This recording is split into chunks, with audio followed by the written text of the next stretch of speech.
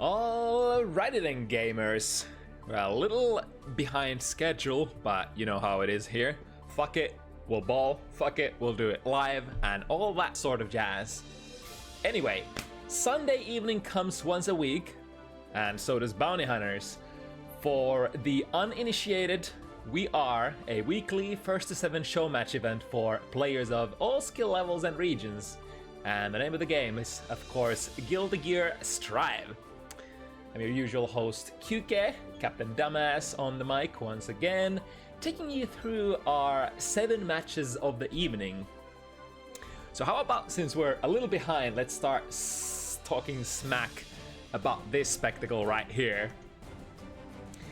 So lots of keep away and neutraling on the menu tonight. We've got 3 Pridget players, 2 Jackos, Testament, and then a whole slew of characters with overall amazing neutral buttons in the form of Nagos, Skies, Chips, Sins, and Jesus, what else? A couple of high-level newcomers as well this week. Let's see. Let's go quickly from bottom to the top.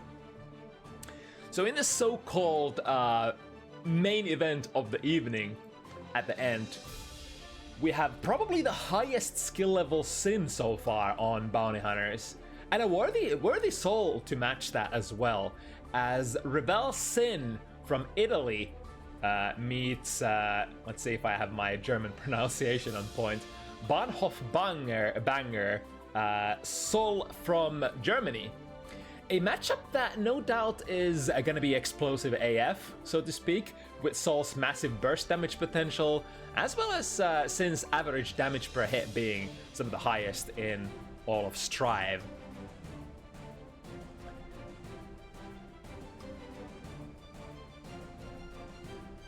Before them, gonna face 2 Bounty Hunters regulars, couple of rare masters of their characters, with of course relatively diminishing numbers in the EU region. We've got Tomi Zato from Finland, never giving up the fight even in the face of all the balance changes, on a win streak currently as well. But we'll find out if Decoy Snell Jacko from the Netherlands has what it takes to break that streak. In fact, I think both these gamers are on a 2-0 streak, right? So one will walk away tonight 3-0, and the other one will have to start all over again. And well, speaking of rare characters, in the slot number 5, we've got another Jacko warrior in the form of Kianator Jacko, also from Finland, facing Aizawa Testament from Hungary, who's basically single-handedly making Testament not go extinct on our humble little event. In the number 4 slot, we have our 3rd and last player making their debut tonight on Bounty Hunters, OLC May from Hungary as well. Oh, that's actually exciting, because I can't remember too many players from the Hungarian FGC other than the aforementioned Aizawa. His opponent tonight gonna be one of our numerous Baiken regulars, although she has piloted characters other than Baiken throughout Bounty Hunters history, Cassapphic from the UK. Oh, I forgot to flash their card as well, I suppose. We'll get there, we'll get there. Let's see, what else? The 3rd matchup slot tonight will bring back RageWolf Bridget from Spain for the 2nd time on Bounty Hunters after a very convincing debut match 2 weeks ago. So convincing, in fact, that Ehmu Chip tonight, who's representing the Slovakian FGC, will have to tread extremely careful, because we might be talking about a very decent gamer, gamist, perhaps undervalued currently in the matchup,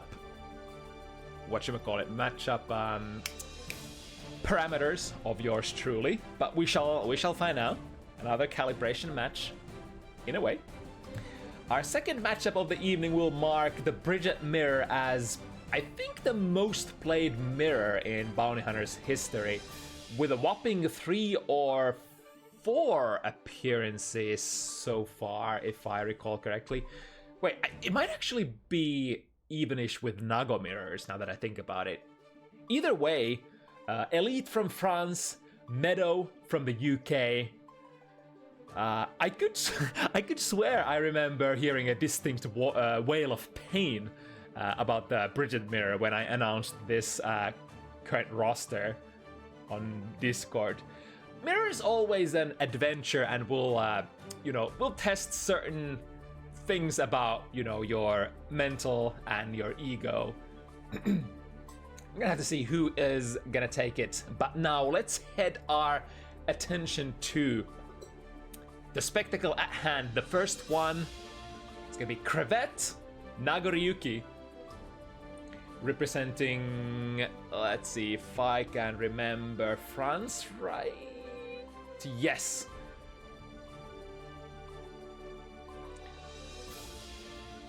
I'm gonna be bringing Avarice Kai, currently residing in Germany, if I recall correctly, to be the opponent for Crevette, who unfortunately had their match cancelled last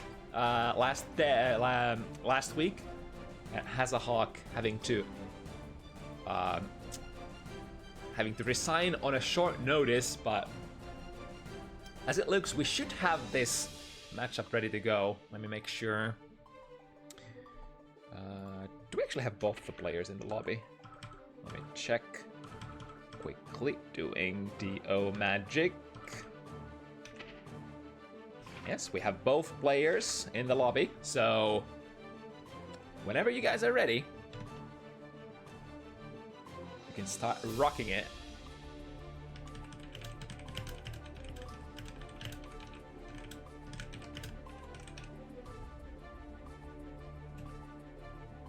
Nago versus Kai.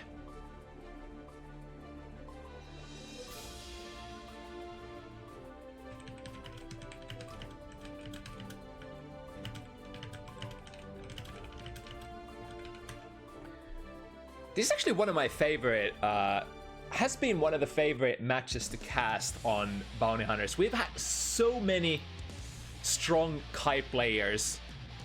We actually had this matchup go both ways, but like some of the most dominant performances I've seen on Bounty Hunters have been on Kai players who've just basically lapped this matchup throughout.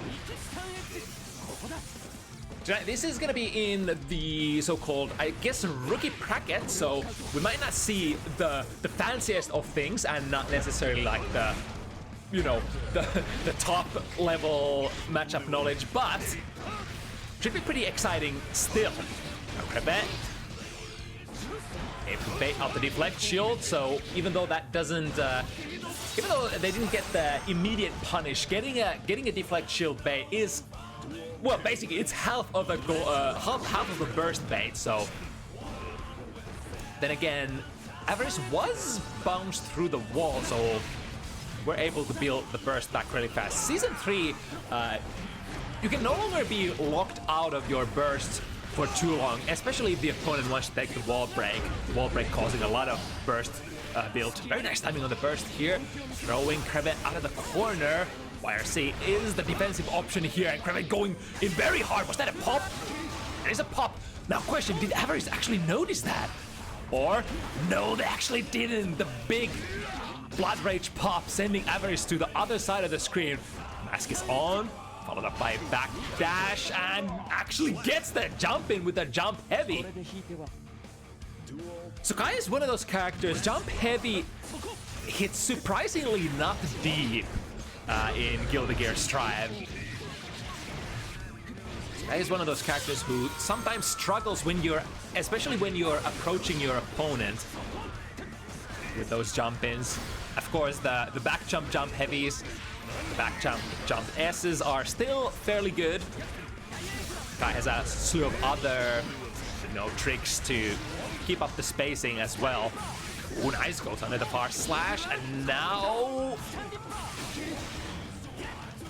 a a little early to the combo. This is actually treacherous situation. Avaris put themselves into the corner. crevette has used the burst as well to keep Avaris in there. Gotta be careful with the blood. There we go. The bar slash. Committing to the frame trap with Beyblade. That could have potentially been, again, very close to a pop. But, you know, it's a calculated gamble for sure. Because you can't keep hanging at the full screen distance for too long either way. Kai has pretty decent access to you. Even on like level 3 blood, you know, your far slashes and especially your heavy buttons will reach much further as Nagoriyuki, but since Avaris has this, or rather Kai has this, the air fireballs and the crime fireballs, you can play so much further away this matchup than many other characters can. And that heavy fireball, if you manage to charge it up from the other side of the screen, that's kind of tough. And what is Nago gonna do when he's like super high on blood and can't unleash any special moves? Ooh, tricky. Went in with the jump cancel there of the Wild Assault, able to land into an empty throw. Right, 6B, not cancelled, will actually be converted into a back throw. Was a big value, I would say. Instead of completing the combo, you got much better stuff out of that. Once again with the heavy fireball. Avaris is a very known person in the European Exert community, as we concluded last week. So you can see, I think you can see a lot of flashes of Exert Kai in Avaris's game style. Finds the DP and brings the situation 1 each. But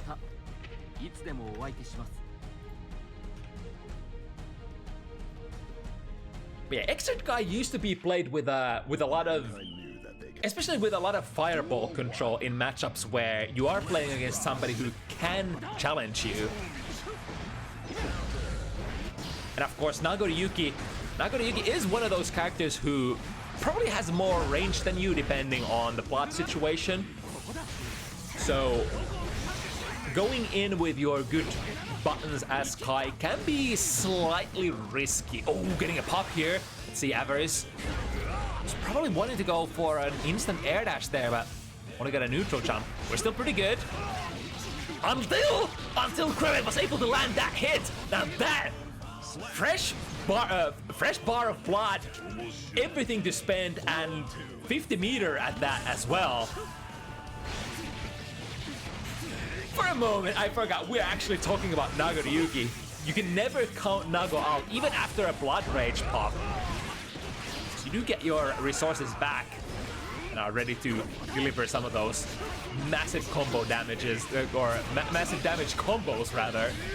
Speaking of which, seems to be wall break. Will take Avaris ever so close to a kill here. Avaris does have a burst, but yeah, when you're so low on health, it becomes really hard to use that burst effectively.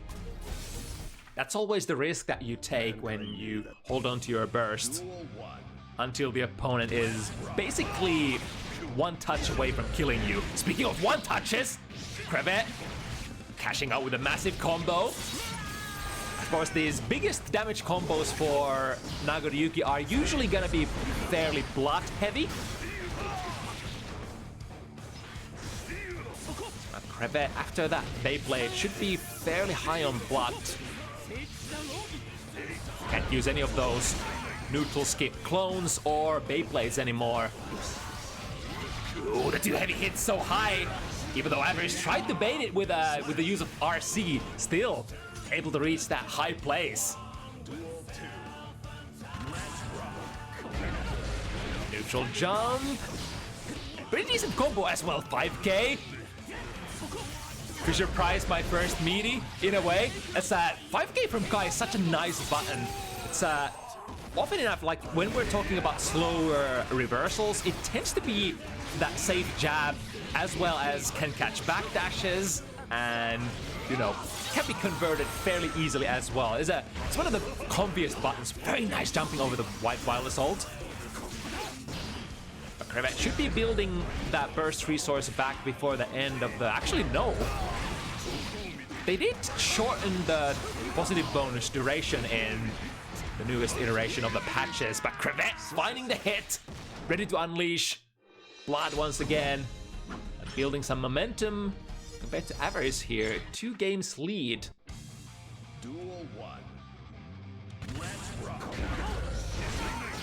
All right, immediate burst from crevette. That 2D counter hit is gonna lead into some massive damage for Kai, as well as I think it goes into wall break as well. So getting an early burst like that is probably pretty decent against that massive starter like that. Speaking of massive starters, missing the 2 heavy into 2 heavy.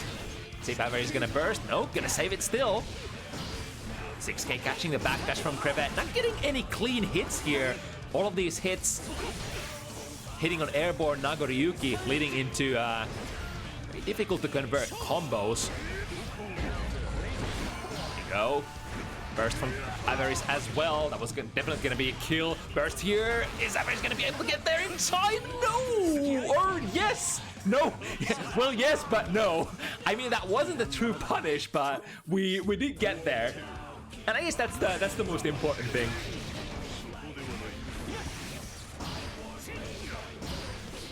It's a tricky thing, especially at this like earlier skill levels where you're still kind of trying to get hold of your own character, trying to learn the ins and outs of your own character technically.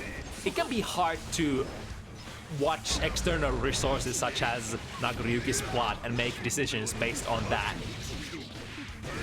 But now, crevette making some good decisions and delivering another very deadly combo on Avarice. Very important round coming up here. Both players with full bursts, ready to go, very explosive. Crevette has been electrified. That electricity can lead into better frame data for some of Kai's special moves. Oh, here we go with the 2 heavy, gets it. 2 heavy link this time. Or 2 heavy command dash, 2 heavy. Break the wall. This is gonna be a soft knockdown, so Avarice still in a nice place, using that fastest button stun dipper. Oh, there was a cross up there on the food arc.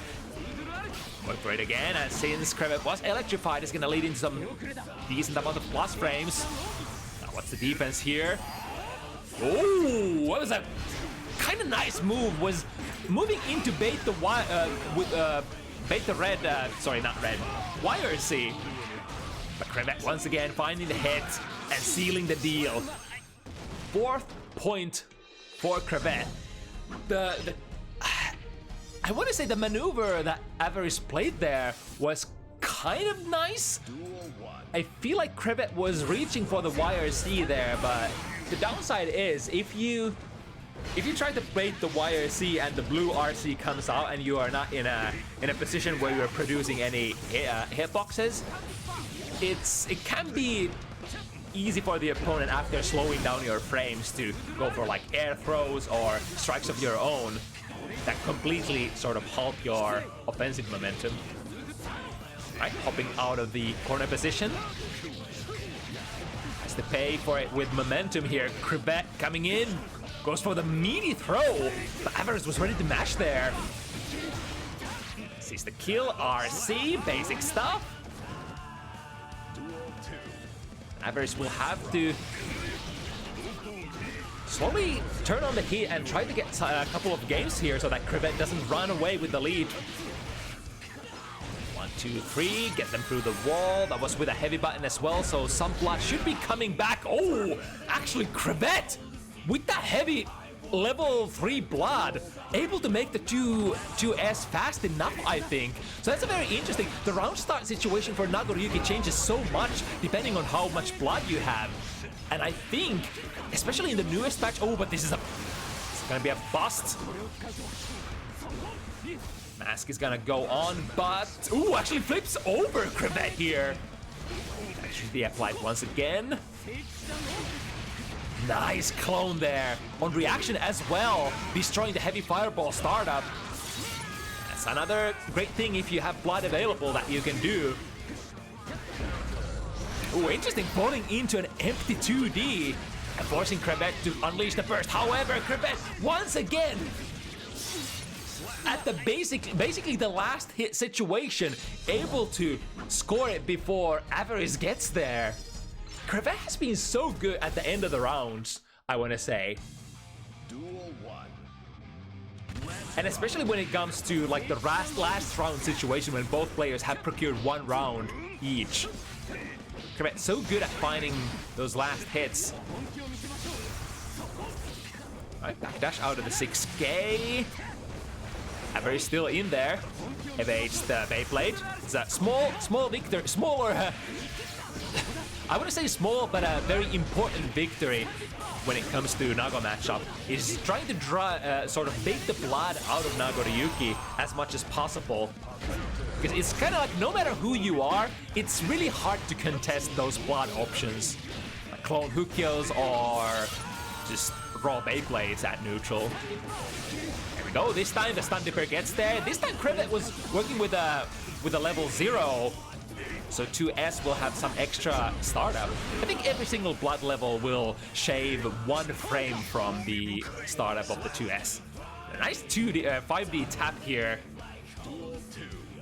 Finish up the round. Very popular option among Guilty Gear Strive players. Ooh, nice. The jump K. Very fast to recover, so can whiff it and still come down with another jump K jump in. Goes under the 5 heavy. I guess it's a heavy fireball. Not able to follow it up completely. Now let's see crevette's pressure. 2 heavy swipes. Avarice out of the sky. Here we go. With the traditional RC conversion from stun dipper. 2B is confirmed again. Is crevette gonna pull it off? Yes, indeed. Last hit. That crazy, elusive last hit that Avarice has been hunting for all these games. Eludes him once again. And a very explosive start to this round by crevette. Are they gonna pop? Yes, indeed. But oh my god, Avarice was too... I think Avarice might have actually extended themselves into the explosion. Realizing that swipe is actually gonna miss. We'll get the hit after the mask on. Electricity is on. Where does the hit come from this time? Skip to the other side. YRC guarantees lots of plus frames, so crevette's gonna go for it! And this is probably a checkmate. Yeah, at that point, I think Avarice's only option was to bet it all on YRC. I mean, crevette basically looked like they were gonna just, you know, go for the very standard checkmate. Just keep playing the DP, they play DP, they played. Perhaps mix in the second hit of the DP to get an overhead. Yeah, it's a tough position to be in.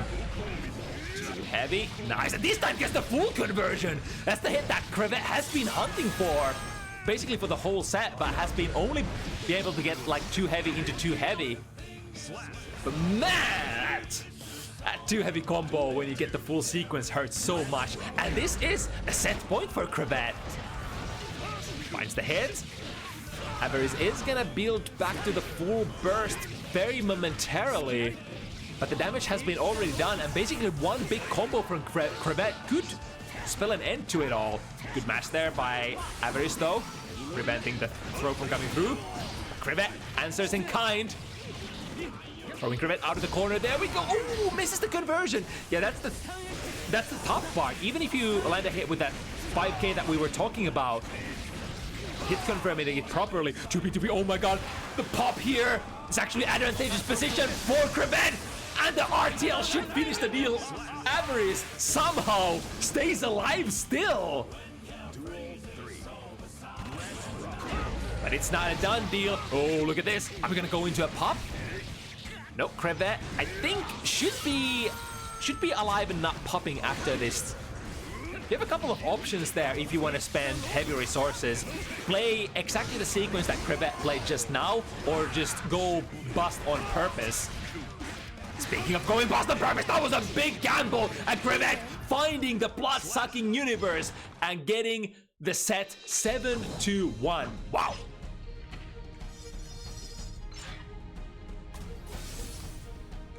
You know, crevette didn't get to really sort of showcase it last week, but it was technically Crevette's... Was it second time or third time on Bounty Hunters? Yeah, Crevette did get... Let me try to recover. Yeah, Crevette was playing two weeks ago, but missed another opportunity to put on the show how much they've how much they've leveled up since the massive break that they basically took from Bounty Hunters. And at this point, yeah, it's it has to be said, Crevette is explosive and ready to go when it comes to this. I would say Crevette is probably not even in the rookie bracket anymore, huh? Could already be knocking on the intermediate doors, for all I'm concerned. Anyway, let's move on with the show. Next coming up, we got a Bridget Mirror. It's gonna be Elite and Meadow. A Bridget, or a Mirror we've seen a couple of times on Bounty Hunters so far. I forgot if this is the third or fourth time, but definitely one of the most played mirrors in the history of Bounty Hunters. Silly Mirror time? Is this Silly Mirror? If I recall correctly, the yo-yos are not even color-coded when they are set on the stage.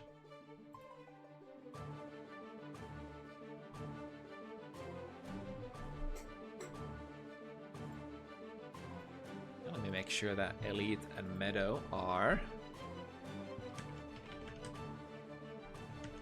ready to go. Looks like they are.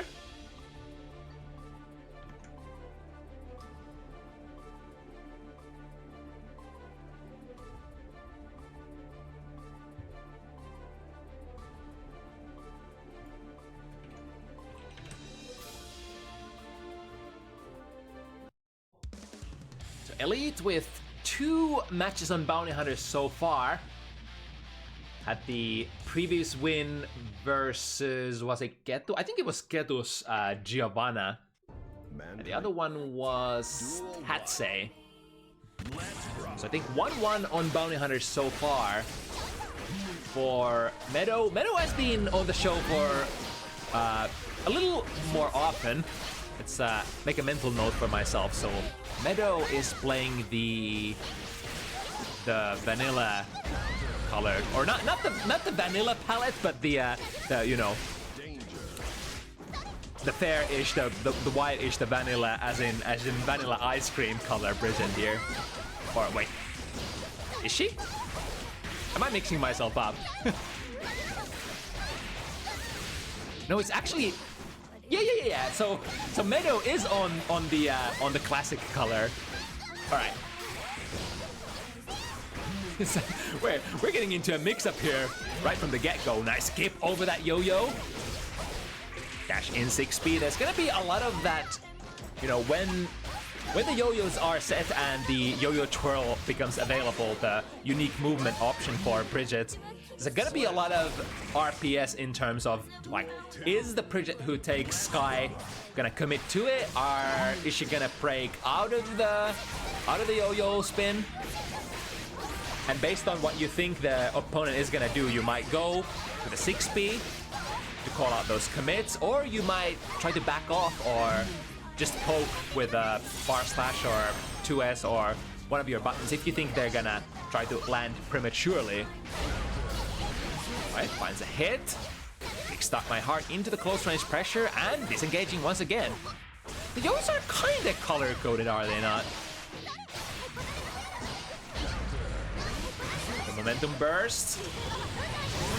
Elite says, no, I don't want to get contained in here. Close last starter. Has the 50 meter as well. This could go into a wall break and a kill. Yes, indeed. Elite gets it.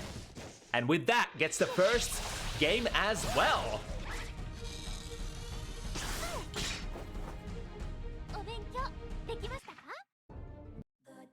Duel 1. Let's rock. Alright, nice instant air dash. Even though we are playing like 2 super neutral heavy characters who would probably usually try to wait for the opponent to come in.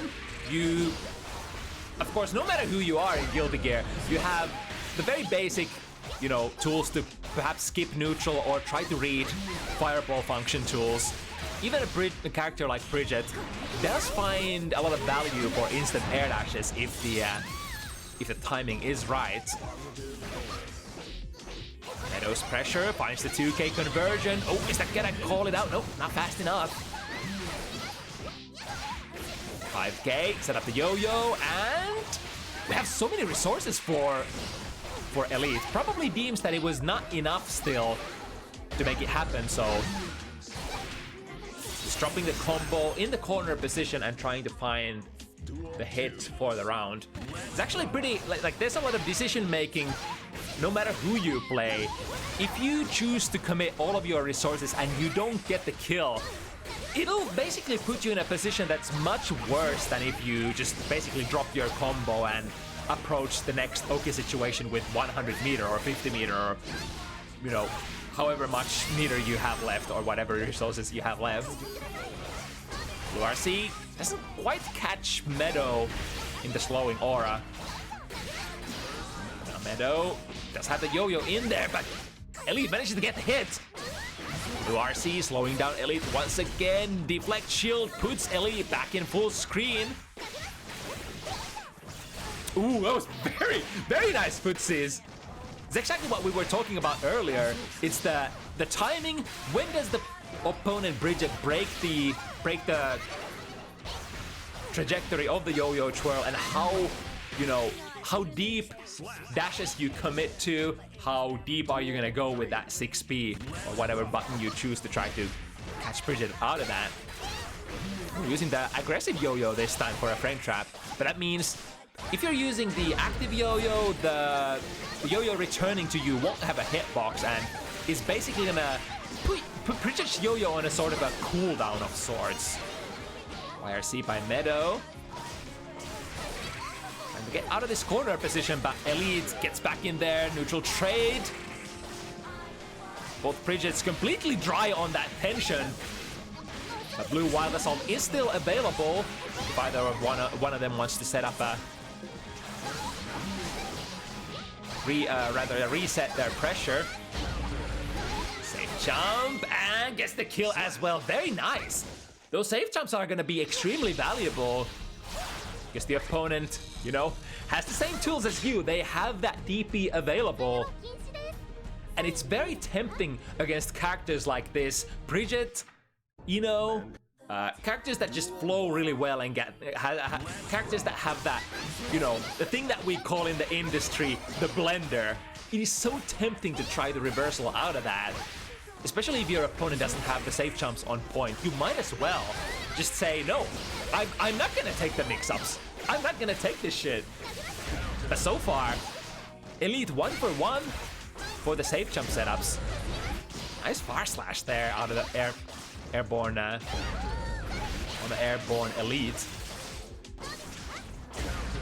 6B calls out whatever that standing poke was that Meadow tried to unleash, and making the adjustment, going to 2S this time, calling out the 6B from Elite. And gets the kill, yeah. I think a lot of the times you would love to use your further reaching normals, such as like Far Slash or 5 Heavy. But you do have to consider using 2S as well, because people are gonna try to low profile your standing pokes with stuff like 6B. Every character in the game has access to that, but you know, depending on the matchup, your opponent might have other tools as well. In this matchup, I don't think you're gonna have anything else other than Bridget's 6B that can go under those moves. I mean, 2K, I suppose, if you are in range, has some amount of low profiling. And now Meadow finding the combo and putting herself on board.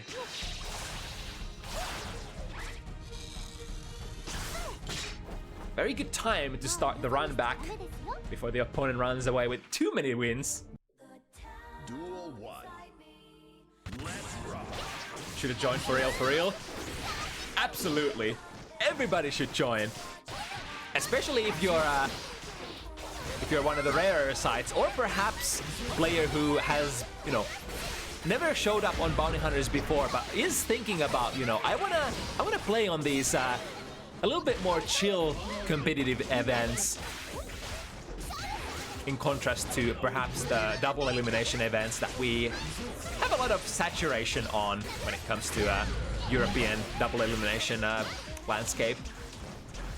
But yeah, if you're thinking of, you know, just wanting to get some cool matches with somebody of your skill level, Bounty Hunters could be an option.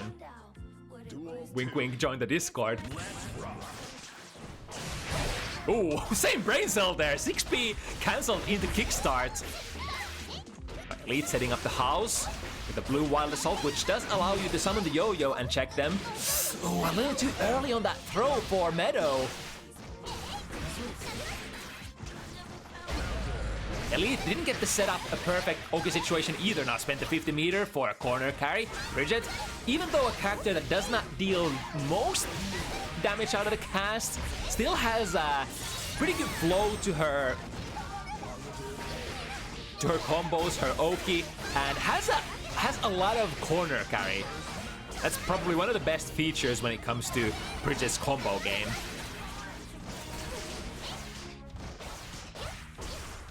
For the whiff punish, doesn't quite find it. Ooh, might have been a misinput there on the Rock the Baby. Skipping the close range pressure, using the active yo-yo, so the yo-yo is gonna be on cooldown for a while before where Elite can still use it. One more hit. Elite has the advantage here with the 50 meter. And 6P, deep in dash Meadow. Able to counter poke the opponent's far slash. Was that far slash or 5 heavy? I missed which one it was, but technically, fundamentally, same function of a button.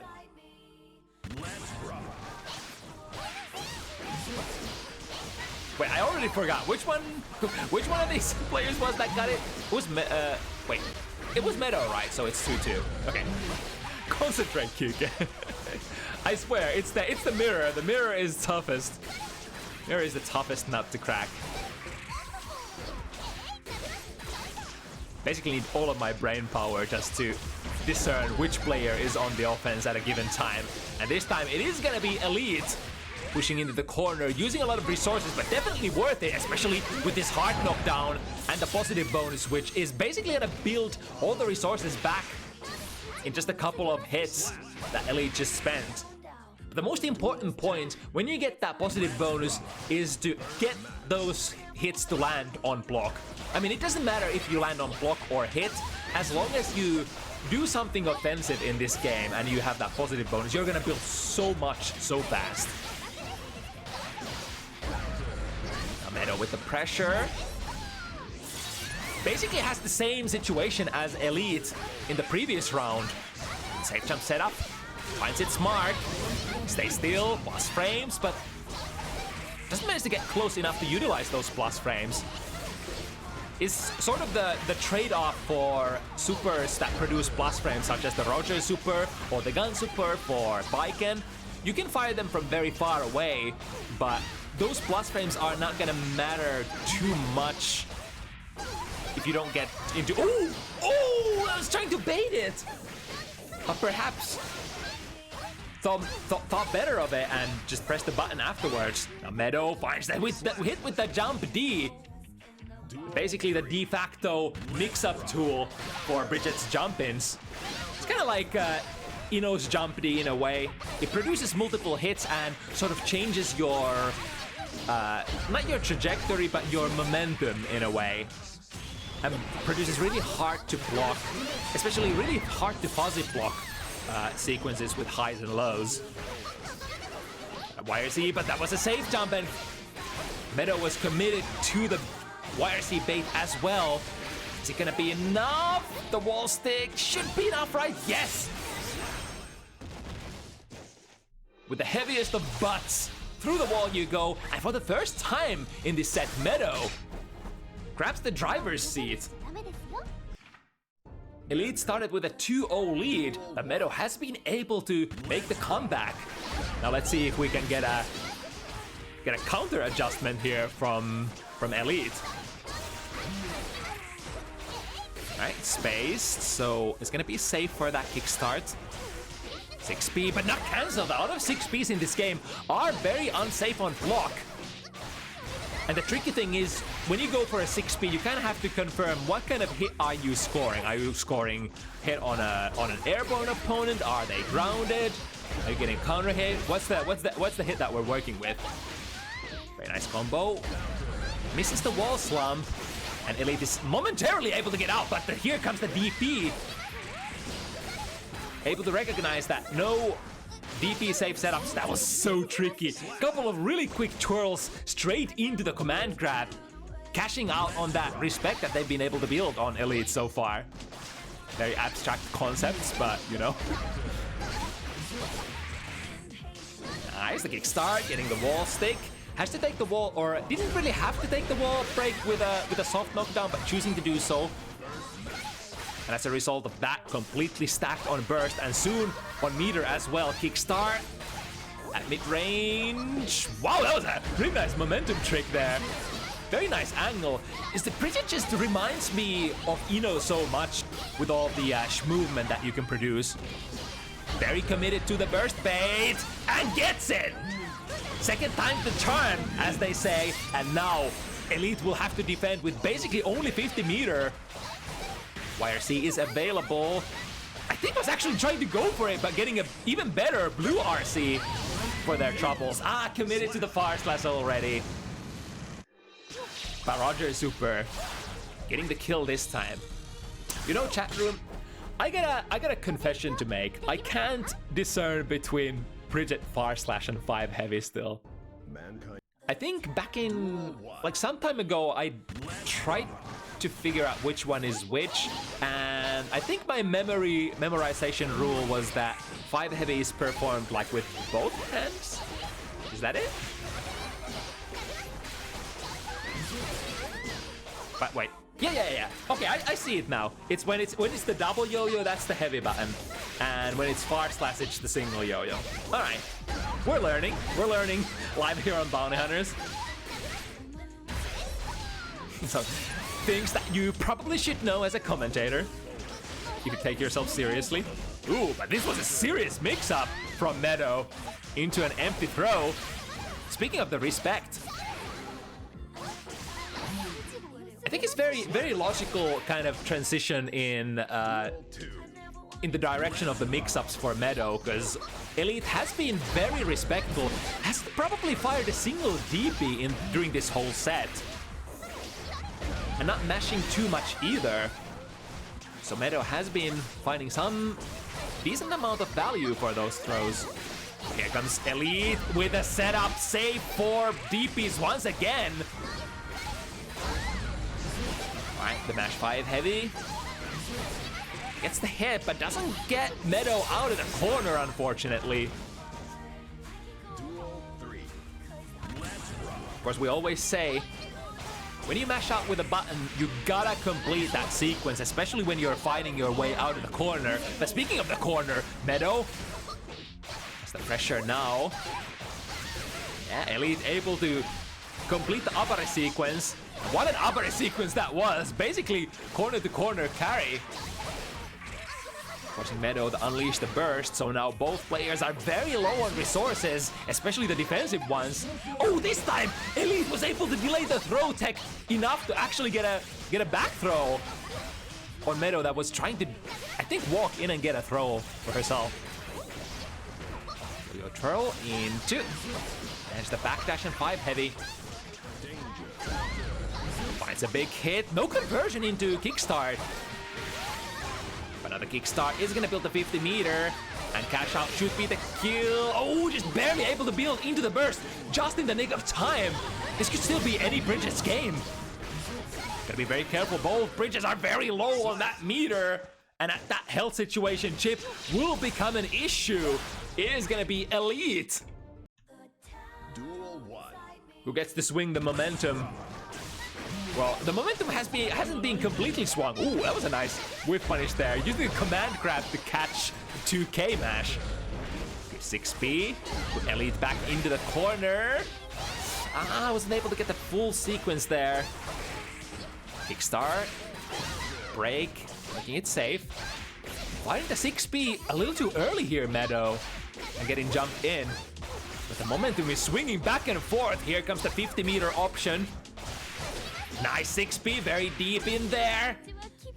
And Meadow standing tall at the very end. That was a lot of momentum snatches back and forth.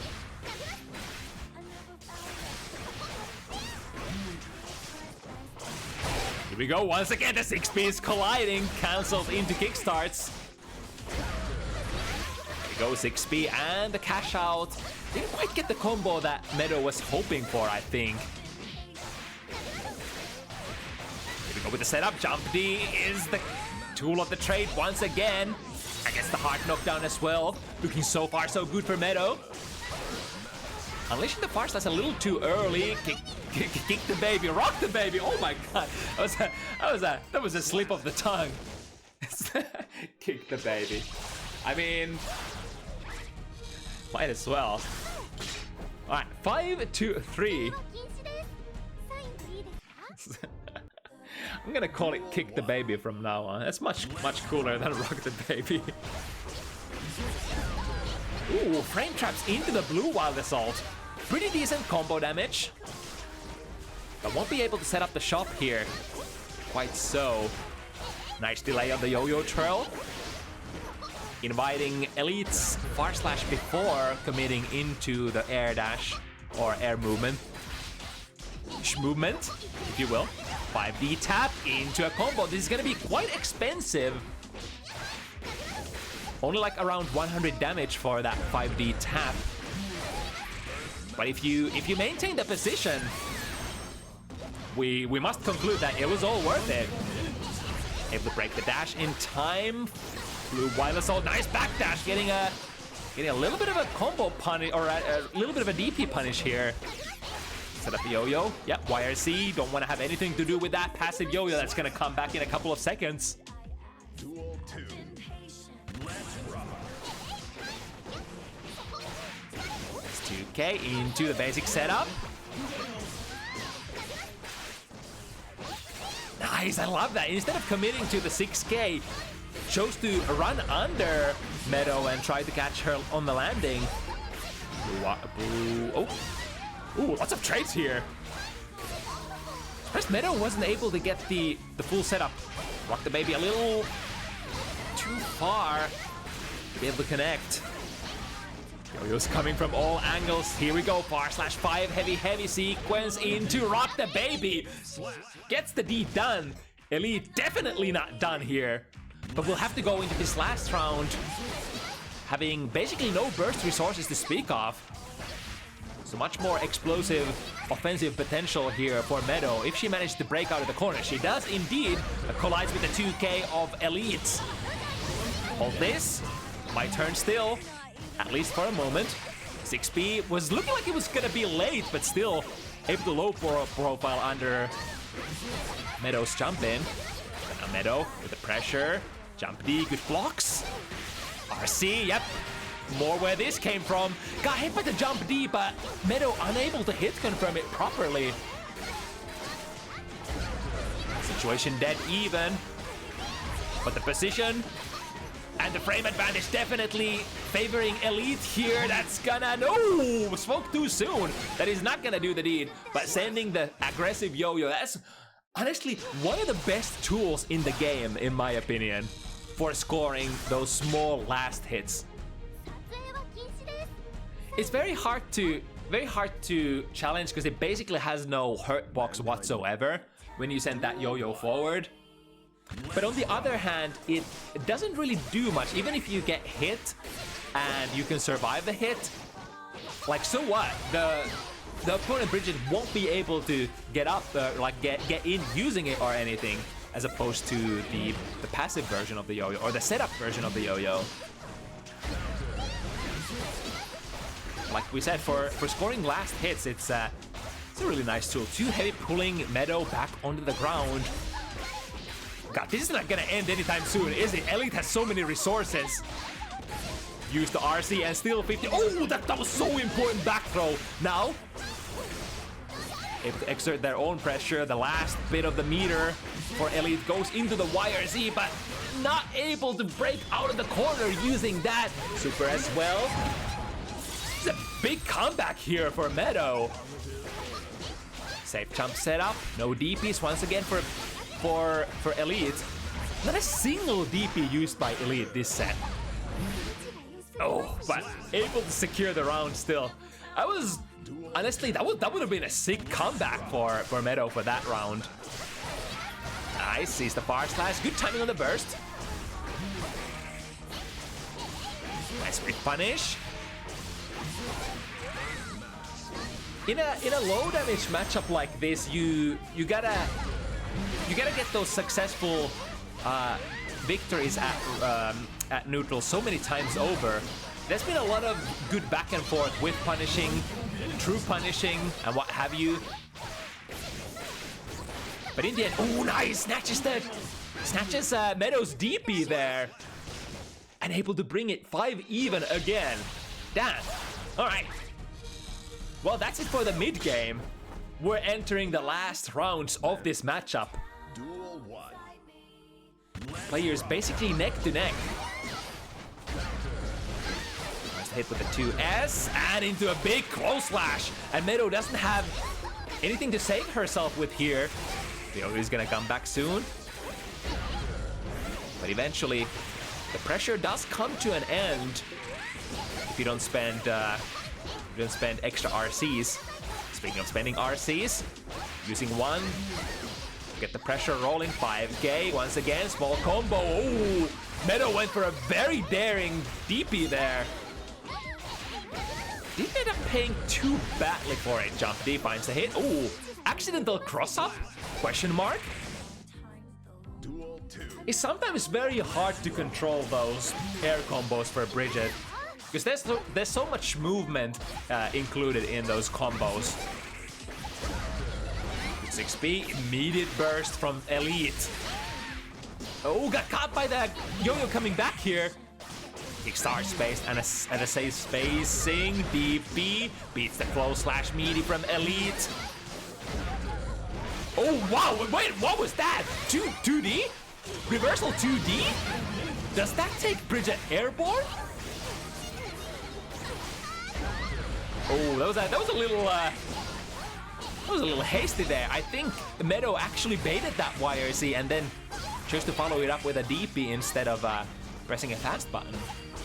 But I mean, technically, Bridget's DP is a 9-framer, right? If I recall correctly. So it is a relatively fast button as well. Yeah, kickstart into the meaty range. Go with the low this time. Can choose to go with low, can choose to go with throw, or the more common close slash that will lead into big damage if the opponent presses buttons. And as well as into plus frames, as is basically the case for any Guilty Gear Strive character. Right, here we go, cash out, decent damage, hard knockdown, but most importantly, the meter build back. It's gonna be so, oh, but here we go. Meadow's gonna get that meter back as well soon. Player's pretty loaded.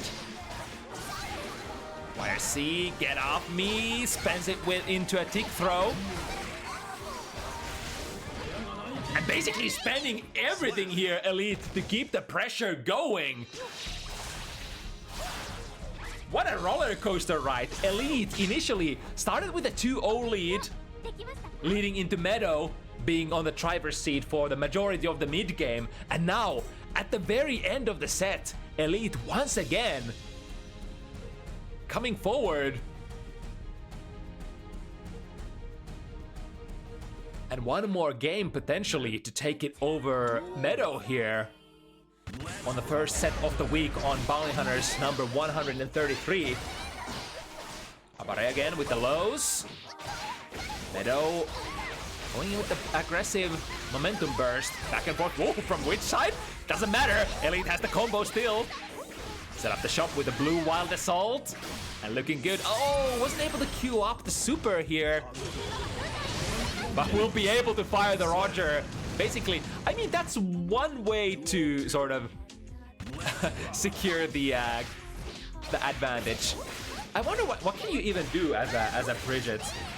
if the opponent just presses Roger super at the soft knockdown on wall break. I guess you can use your own Bridget. Ah, that was a miss on the combo. Meadow doing everything that she can to potentially keep the opponent. Ooh, there we go with the DP. Very few of those played by Elite so far. But what a timing to bring in more tools, or rather new tools, into the mix. Now Meadow not quite able to finish Elite off this round. There we go, frame trap into the blue wild assault.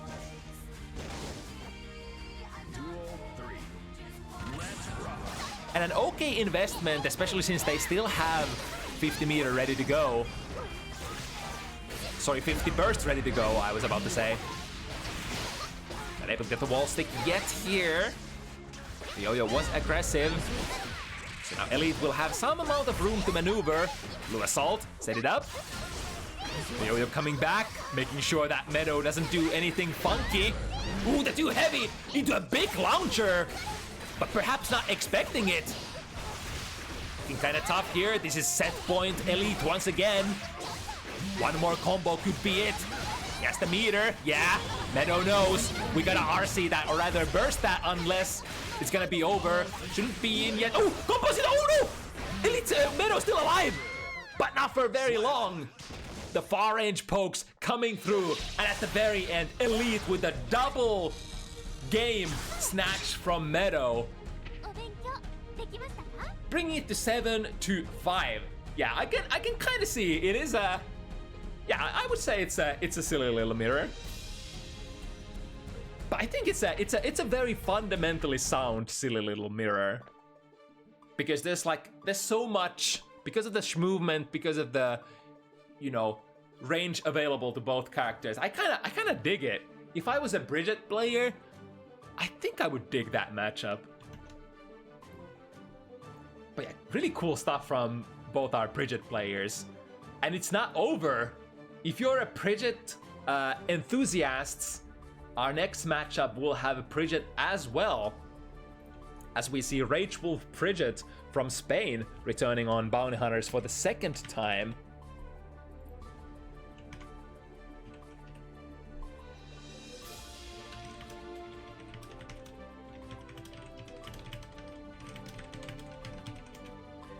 The players, giving them the go.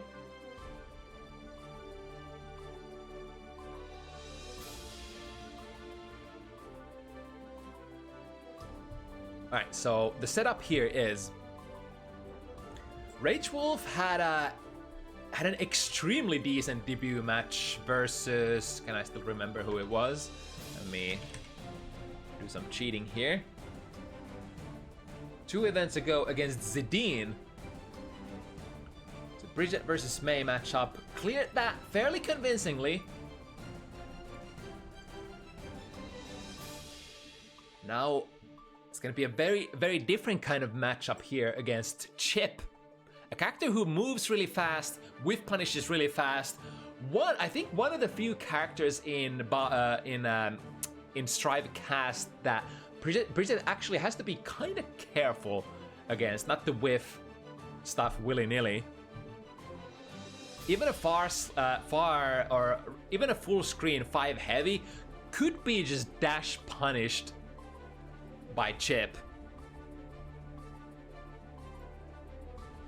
And Chip, of course, has, you know, other very tricky to deal with movement tools. Got the alphas. No longer has the teleports, thank God, which was basically one of the biggest bane of zoning characters in Legacy gear.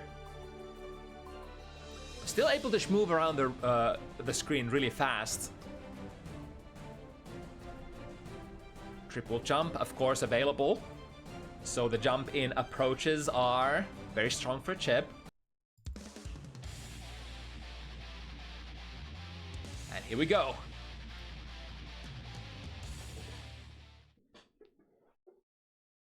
Mankind knew that they cannot change society.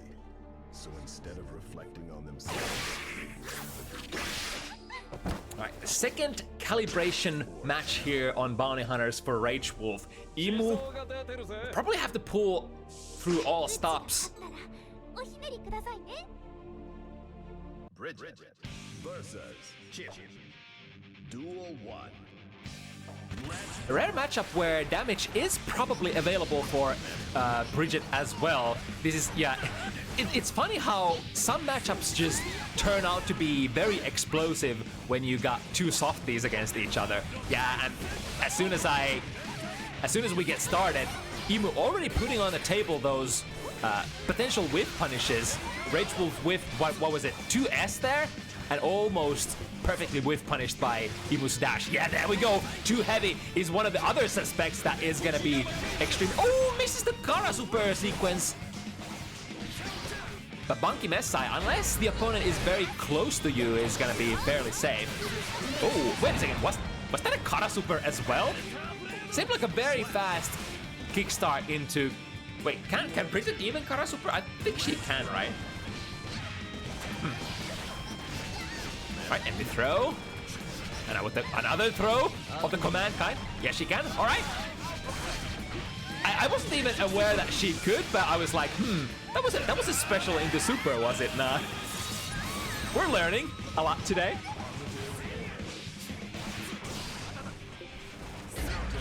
Go with a very deep dash in 6B. RageWolf has to basically burst to stay alive here. 50 meter ready to go, but no burst resources.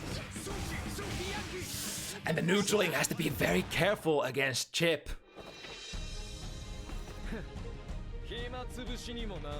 Ehmu getting the first win is probably, you know, having a lot of long-reaching, long recovery moves will probably force, just like any other character when you're playing against Chip, into using your K-normals more. Yeah, you can already see RageWolf is fishing with that 2K, which is universally a button that can sort of... Basically, you're trying to invite Chip into running himself into that 2K in the search of his own best 5K range. Because you do have to commit to a very deep dash as Chip if you want to basically get your best spacing.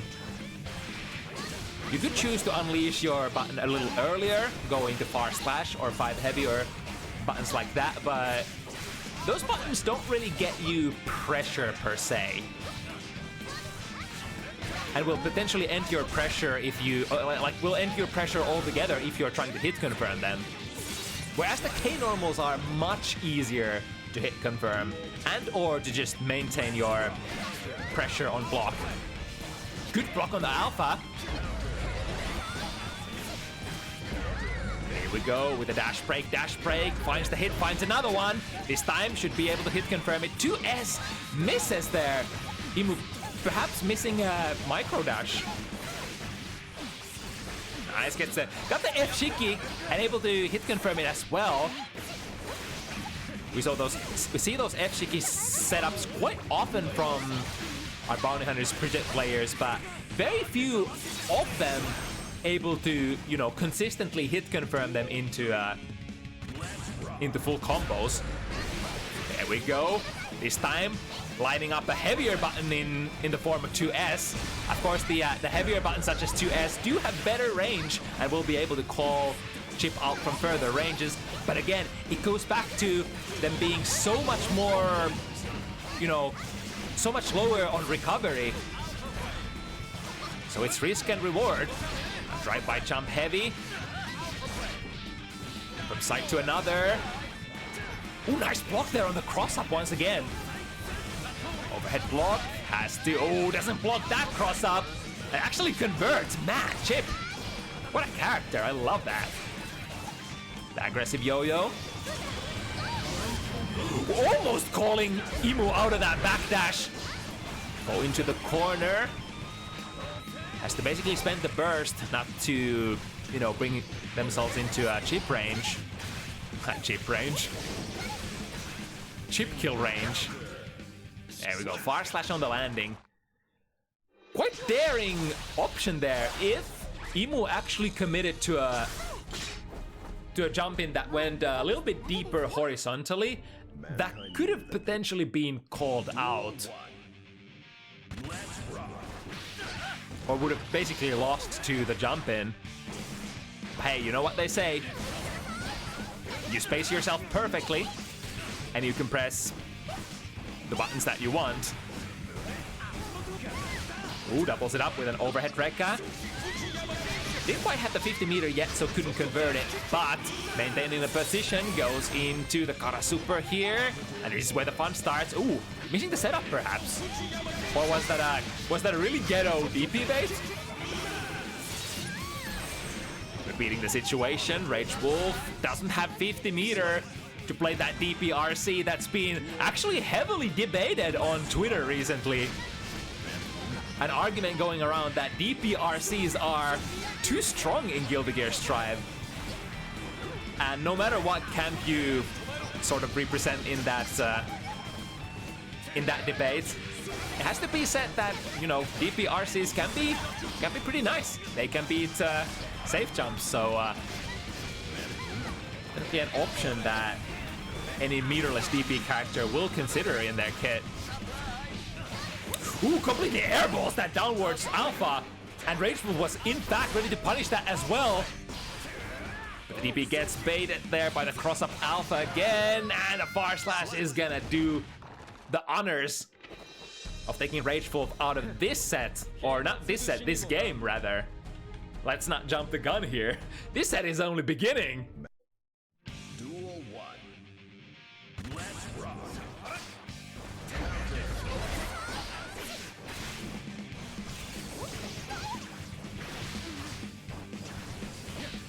Nice, did the 5B jab into a full conversion as well.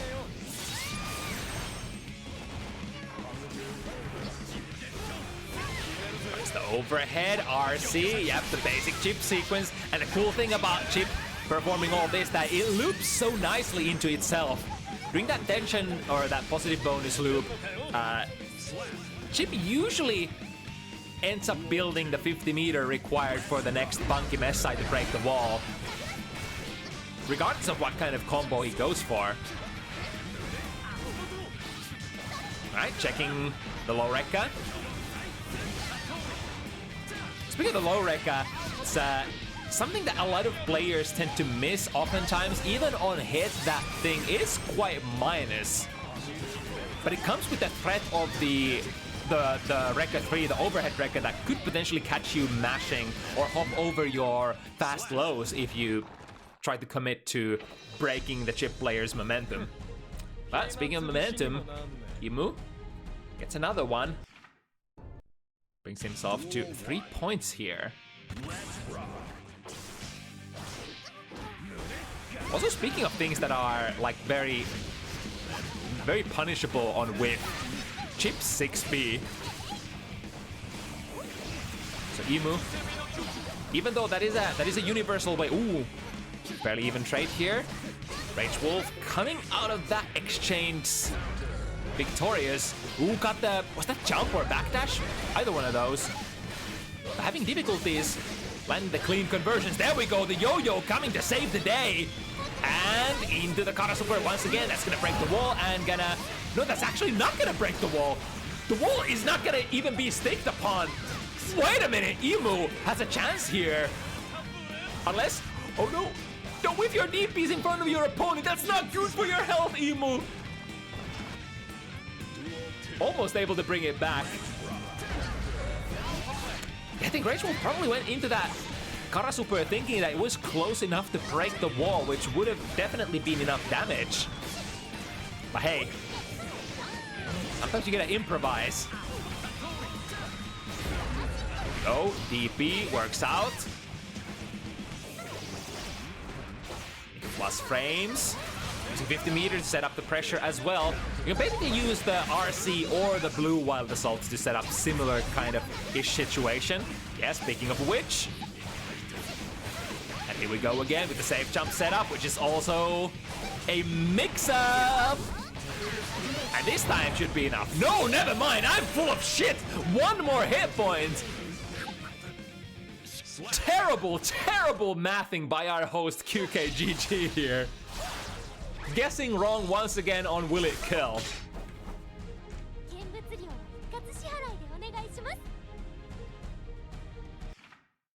But despite missing that kill, RageWolf is gonna be able to get the game and draw closer to Ehmu for now.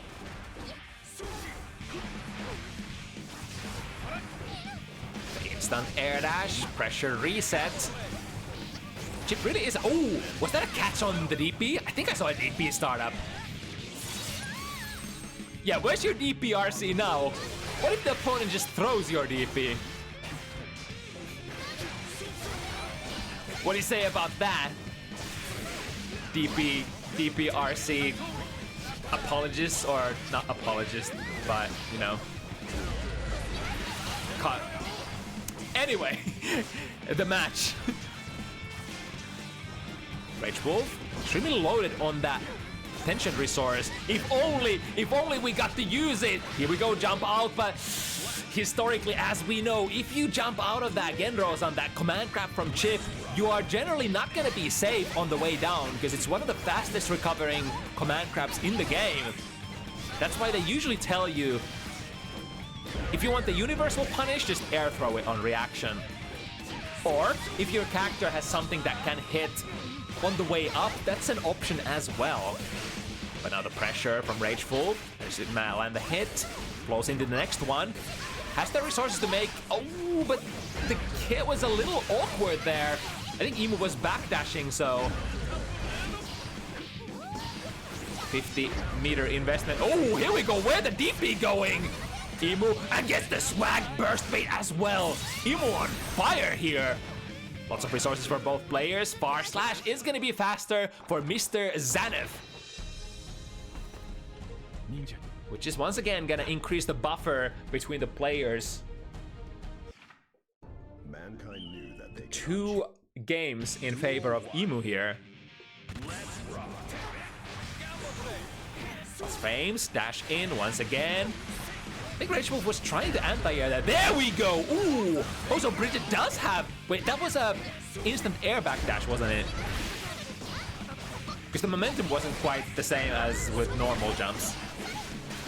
That's definitely one option you can use when you are in the corner, that is. Nice combo. Ooh, that's gonna go into a wall stick as well. Has to take it without a hard knockdown. And now Ehmu, ooh, goes for a big one. Oh, where's the jumping coming from? But that was a big investment in terms of resources for Ehmu. Ehmu will have to keep this pressure going. Will have to avoid all of those defensive options for RageWolf, and has been able to do so. 100 meter burning in the back pocket of RageWolf here, but runs straight into the 5 heavy. At the last possible moment, saving themselves and, you know, not giving Ehmu the run back of the century. Ooh, nice air to air and converts it as well into Yo-Yo coming back for a hit. Yes, indeed, into Kara Super. Not quite gonna kill just yet, but once again, looking so far so good for RageWolf. We have Blue Wild Assault available as well. Get out of the sky there, Mr. Zaneth. You don't belong in there. That's where teddy bears belong, don't you know? No ninja fly zone.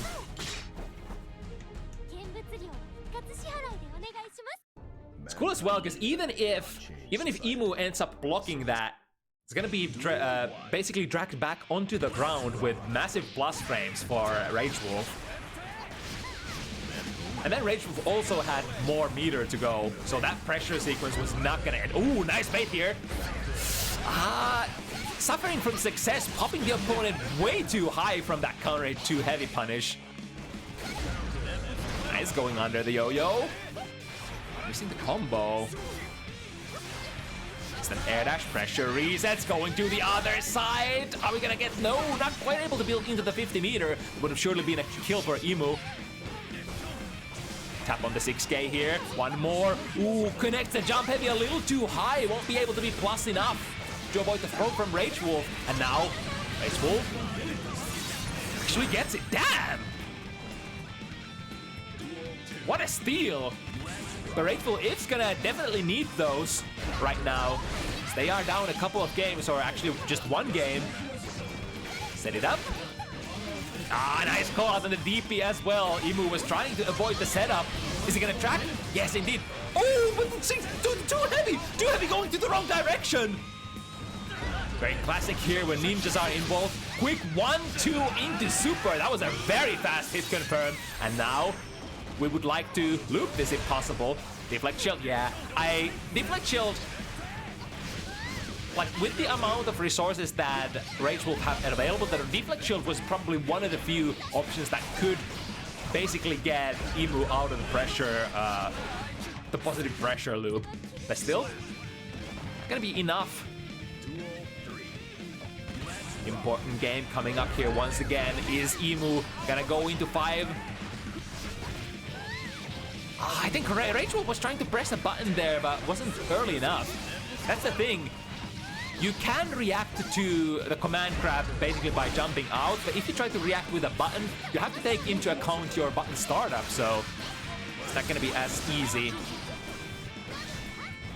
Ehmu is completely dry on resources, finds the hit here. RageWolf has to spend their burst. Good block on the overhead or the cross-up, but I think it was plus here. And now cashing out. Yes, it is actually gonna be Ehmu who once again is able to keep up the 2-game lead.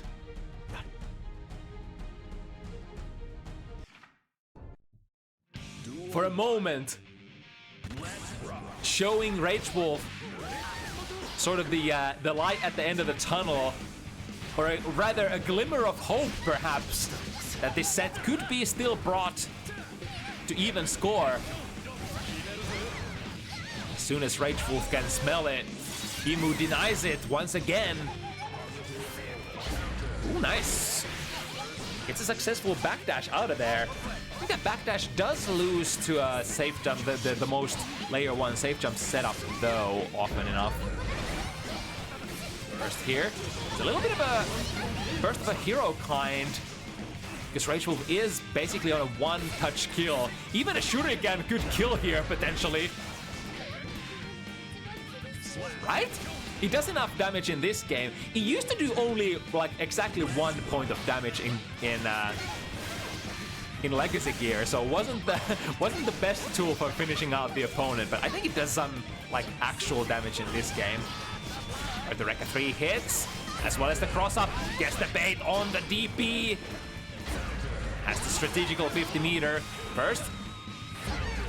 Use the defensive resource in terms of burst, and now doesn't get to play the hard knockdown. Oh, I can see Sanseroga, and so does RageWolf. But they missed the dash. They missed the dash, and Ehmu gets out of the woods. Right, straight out of jail for free, if you will.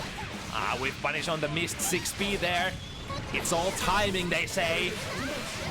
Get the hard knockdown. Ehmu, almost every resource in the game that they could hope for. Has them now. Hold still, plus frames. But eventually, you respect long enough. Oh, there we go. Are they gonna burst? No. Gonna play very safe.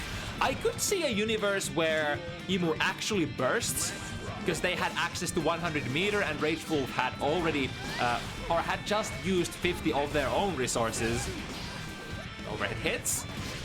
Nothing big unless counter hit or 50-meter is spent on that though. Speaking of counter hits, immediate burst from RageWolf. Knew that it was gonna lead into this. 1, 2, 3. Into super.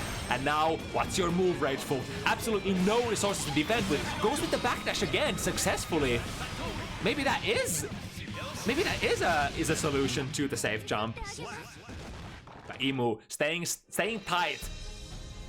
Even when they allow RageWolf to get a couple of strikes here and there, making sure that the superior position is maintained, the opponent, the prey, is contained in the corner. Ooh, it was slightly unfortunate that that burst ended up turning into a gold one. It is a balancing feature. Gold bursts are very strong still. So having a gold burst hit like full screen would be kind of nutty now that I think about it. So yeah, it's understandable that still maintains the old burst hitbox. Quick Kara cancel into a little bit of damage and a hard knockdown. Safe jump set up. Ehmu staying patient, holding it. Double jump, triple jump. Baiting a couple of anti-air attempts, I think I heard on the ground from RageWolf. Here we go. We are in the 5k range. That's the range when you are in the K button range as Chip. You can basically keep your pressure going for a good while. Avoiding the shoot again. It would have probably been a kill. One hit is all that it takes. It's gonna be dash in 2k from Chip. And now Ehmu on set point. First one of the kind. Let's see if RageWolf is able to fight this back still. Hard knockdown. What are we setting up with? Again, the backdash this time from Ehmu though.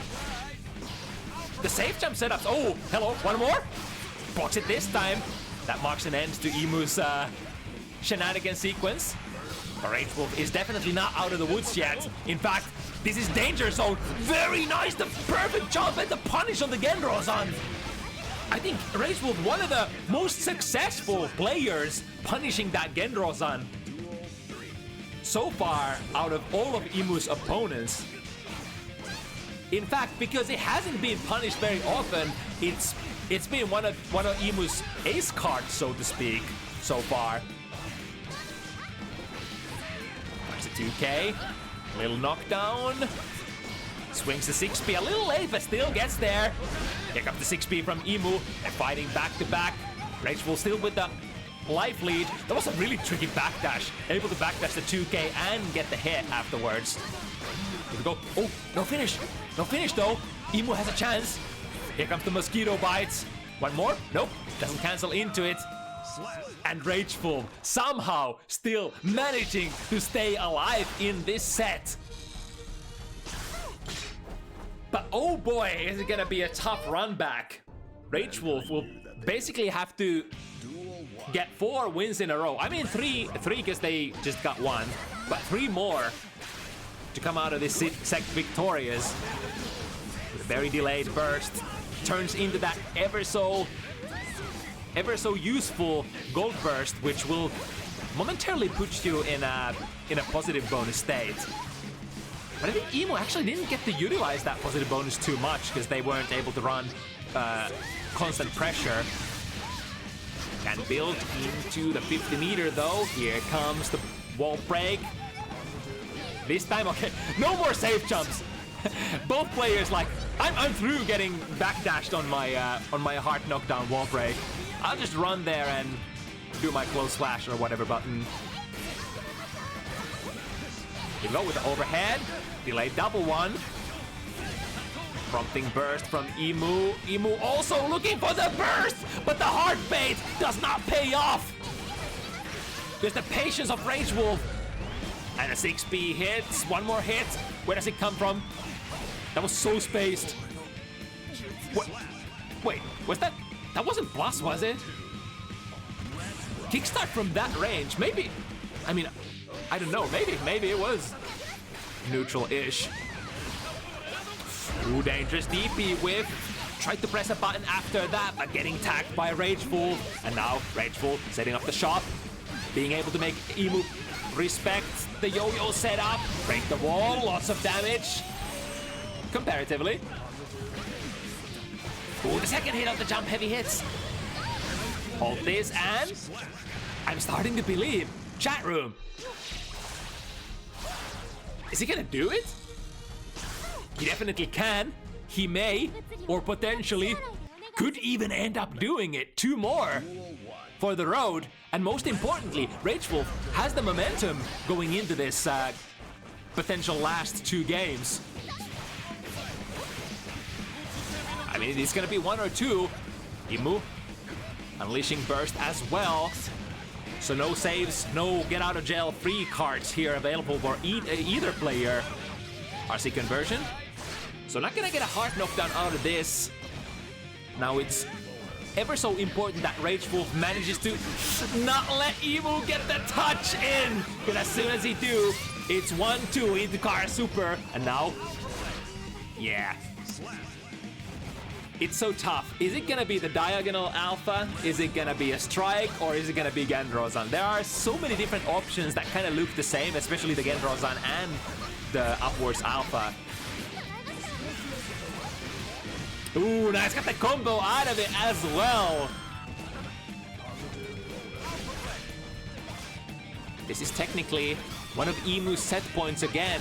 RageWolf does have a massive life lead and a resource lead at that as well.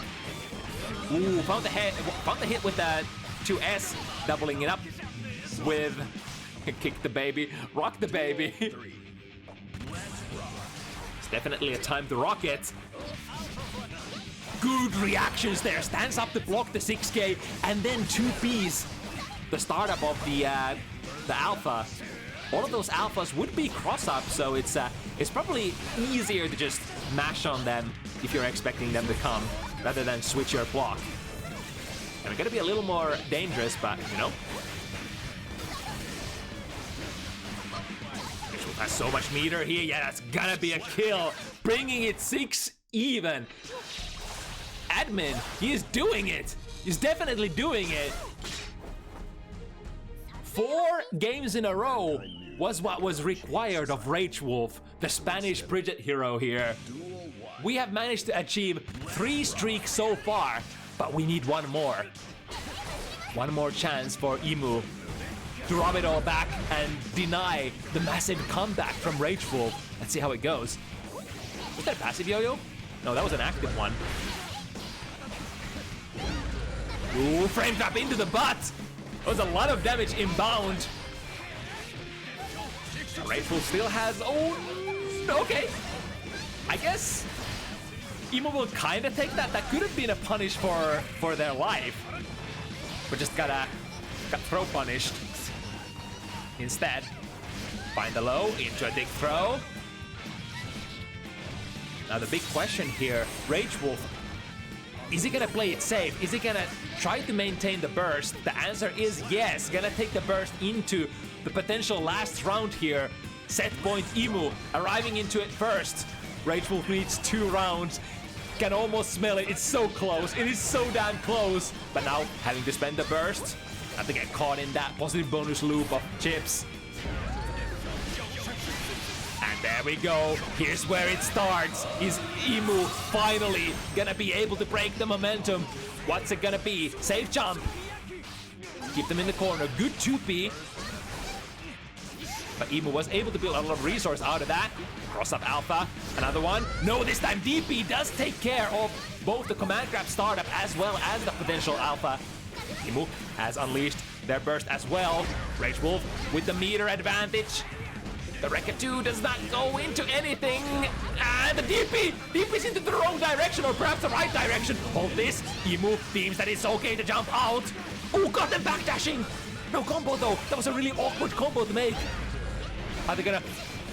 Oh, is he gonna? Is he gonna? Is it enough? RC is gonna survive, and it will go into the absolute last round of the set.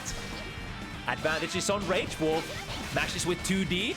Get the hit. Ehmu only half burst ready to go, so won't be able to blue burst, not be able to combo break out of this one. Not getting hit by that, but this time around, that would have been a massive... Oh, is he alive? I think he's alive still. But next combo will take it off. Is that it? Has to spend the burst. RageWolf with so much health left, as well as the burst. Ah, caught with that 2K on the landing. I think that was the drill. The jump 2K. Didn't quite get Ehmu in there. So missing at the very, very point blank range of RageWolves. And man, what a comeback there. An amazing set. I was literally 3-6. Yeah, 3-6.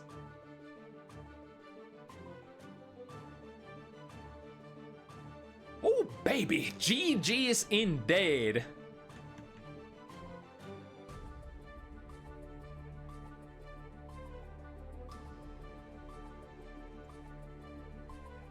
All right, arriving to the middle point of this Bounty Hunters. Next one we'll have our first of the three newcomers this week into Bounty Hunters. OLC May.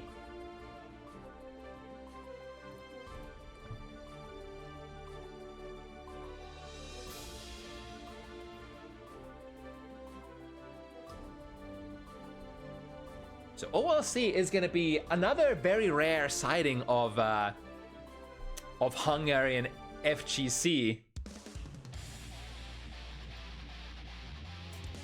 And other than OLC, it's generally has been pretty much Aizawa alone representing the Hungarian colors. But now, let me actually fix the names. Answering the call tonight, gonna be none other than Cass. Right into it we go. We have the throw. We have the mix-up potential. Ooh! OLC actually using the tether to their advantage and approaching from a very tricky angle. And Tayer tried to go for a 5 heavy, but the 5 heavy, despite having very decent amount of disjoint, is slightly slow in terms of if you're trying to use it as a reaction anti-air. Here we go. No conversion, but no conversion needed either, because Kaz was setting up the instant overhead TK Yozan, the classic. There's so many different things. Instant overhead mix-ups, nice drive-bys, can use it to escape the corner and prevent the opponent from trying to standing anti-air you. Ooh, what a reaction there! Was actually not a punish though. Just got the plus frames, or wait, that's not even plus frames because the air gun is, air gun doesn't produce plus frames unlike the ground gun. OTG, yes indeed. Good presence of mind, keeping their eyes on the health bars.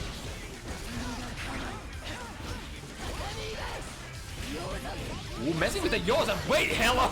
The jump heavy from OLC went into the wrong direction momentarily. Hold this, able to evade it altogether. Sliding under, both players are moving around. Here we go. Which side? Backside. But Cass, the backdash out of it, going into mix-up of her own. TK Yozan, but neither one leading into a big combo. Unless you get a... Oh, that's gonna whiff completely, but able to block before the landing. And get a... No! Missing the combo finisher! The classic.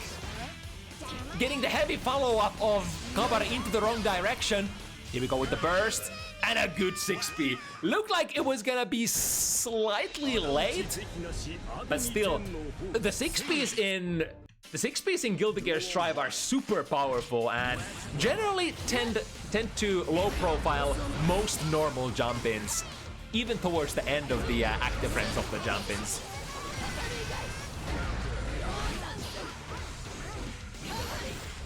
Here we go, Kabare on airborne opponent, so that's gonna go into plus frames and a nice hit confirm as well.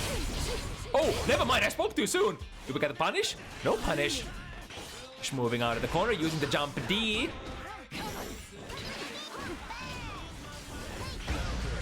Nice far slash, but a very awkward looking hit once again on an airborne opponent. Those are the toughest hits to hit confirm in Guilty Gear Strive. Another gun. Oh, it felt like OLC just kind of forgot to press a button there, or perhaps tried to press a button too early and ended up whiffing it. What an interaction! TK Yozan round start going over 3K. I wonder who is plus frames in that situation though. Nice call out on the reversal parry. And good potential. Is that gonna be a kill? No, not quite. Especially after the nerfed damage of Season 3 supers. But this time, we had all of those backdash escapes previous sets. The OLC making sure that the prey is not gonna escape with a jump heavy. Hello, direction not needed, direction optimal, or sorry, optional. For these jump-ins are gonna come in from all possible directions. Big counter hit. Ooh, that was a good attempt to confirm it as well, but didn't get the 5k Dolphin. Or was it 5k 6 heavy that they were trying to go for? Uh-oh. I think that was... Is Hiraki input from the P? Because I think that might have been Cass trying to go for a reversal Hiraki there and accidentally got a 2P, and then after that got the input out. Which, you know, happens to the best of us. Not very unheard of thing to happen when you're trying to get your reversal out. Gets it out this time though, and the 2K catches and converts out of that backdash from OLC. Jump in, immediate YRC, makes it airtight. OLC tried to do something there. Of course, YRCs, especially when you are at that point blank range, is gonna be so plus that you can't escape them. Something that you just have to guaranteed respect if the opponent wants to check you with fast buttons such as 2K. Nice big counter hit with 6K. Gonna lead into 1/3 of OLC's life. There we go with the drive-by Yozan. Good 6P? Was that 6P? I blinked and I missed it. Anti-air of some kind for OLC. Charging for a little too long, missing the optimal wall break. From side to side. There we go, close slash on landing. He's gonna be able to evade that gunshot and the air dash punish. It's kind of cool. Blue RC, but I think Cassie's strike was already starting up. So no time for OLC to press any buttons here. Set up the TK Yozan with the tatami mat. And will be able to convert this time without the use of 50 meter. And Cassie definitely has those bike and setups on point. Of course, the best situations being probably just a raw throw when you get to attach the S company for free and do all sorts of left, right, high lows. But also when you are able to get that very meaty tatami into basically a high low. And May having access to no meterless reversals whatsoever is probably gonna have to take those mix-ups way more than some other characters. Here we go, nice read on the throw. Yo, what was that? That was a swag combo! Left, right, I'm not sure if OLC meant to do that, but that was kind of cool nonetheless. Switching sides once again, this time intentionally going out of that dolphin hop. Cassie, striking, getting the corner position. Is it gonna be a cross-up? Yes, indeed. We could cash out here. Super is available. We're saving it for the next knockdown. Smart decision, for there probably was no kill to be had on OLC, even if you were to spend all of your 100. Trying to defend your airspace. The delayed overhead, Yozan hits, anti-air. Are we gonna get it? Close slash misses. Smart move from Cass. The air dash out of there. And now high-low. This time good block on OLC. Last time Cassie finished the round exactly with the same sequence. But it is technically a true 50-50. Are we gonna go overhead with the TK Yozan? Or are we gonna go low with the 2D? Both leading into fairly destructive combo. And you basically just have to guess for your life. OLC basically showing that they are on the Yomi layer. That's the most important thing. When you don't guess anything, you're basically gonna lose 100% of the time. Or something like that. Here we go. Okay, going into a combo instead. Oh, that was actually smart. Presence of mind from Cassie. Realized that it was actually gonna combo, or rather, it was actually gonna kill. We don't need to get the setup. And I think the physics of the Kabari there, pulling the opponent away from the corner long enough to not get wall broken very early.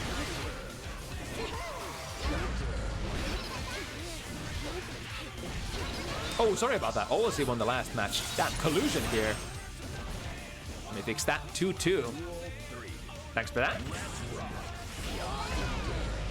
A jump heavy coming from an awkward angle and getting Cassie, or letting Cassie have the anti-air.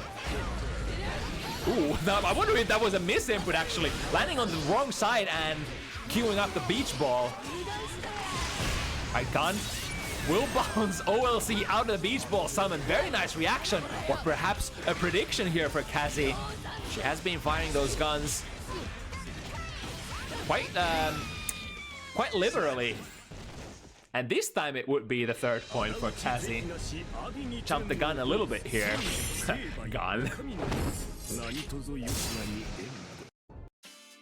Duel 1. Let's rock. Still very even gaming. Safe jump into hello. Getting OLC the first hit, prompting Cassie to use all of her burst resources. Tried to convert hit. Tried to go for a throw there, but Cassie had none of it. Instant overhead. Not the biggest conversion, but we are flowing towards the corner. Nice side swap into. Ooh, that was a lot of jump Ds in that combo. Dust loops, anyone? Oh, that's gonna whiff completely. Tried to go for a jump heavy punish here. Jump slash gonna find its mark though. OLC has a pretty decent accuracy from. Oh, hello. Again, jump heavy from the wrong direction. This time, Cassie not gonna shove her hurt box into it. Here we go. Guess for high or low. Chooses to go into the close slash this time for plus frames, I suppose. Nice, good prediction again. It explodes and doesn't break the wall, huh?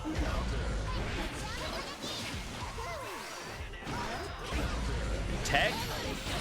And following up with a far slash immediately. So there are a lot of potential for, or rather, there are good points for both characters' close slashes, or sorry, far slashes. For Baiken, it is definitely the speed, one of the fastest, or it's basically the fastest kind of far slash you can have in Guilty Gear Strive. But for Mei, it's definitely the reach and the hitbox. If I recall correctly, Mei far slash should have more disjoint than any of Baiken's moves. Oh, is that gonna catch Dolphin? Yes, indeed. Try the combo after it, which is one of the features that you can now do in Season 3. Oh, but a really nice choice of buttons there. Close slash. Could have potentially went for an air throw, which could have been okay as well, because OLC only needed one touch. But in a situation where they, you know, weren't able to kill with just an air throw, that would have definitely been the optimal choice. And I mean, there's a little bit of risk involved in the air throw as well. From that angle, there's no way that your close slash is gonna lose ever. All right, the Abare 2K. Forcing the burst out of Cass. Don't get the basics. Oh, nice backdash shimmy there. Calling out the throw attempt from Cass. And gets the round. Man, that's the power of Mei, really. It's the strike throw. No matter like what kind of shenanigans you might have on Mei, it's like the best thing still is, oh, but hold that thought. We got a close slash anti-air. Dropping it though. But yeah, Mei in her core is a true is a true strike throw character. For better or worse, I think her strike throw capabilities are like some of the best in the game. But on the flip side, a lot of the times the strike throw game is all that she can play. So it is very strong, but has to rely on it. Able to evade the gunshot. And now let's see if OLC manages to launch a successful comeback. We got a couple of hits, but we're still looking for the big one. Oh, it's not gonna come from this angle.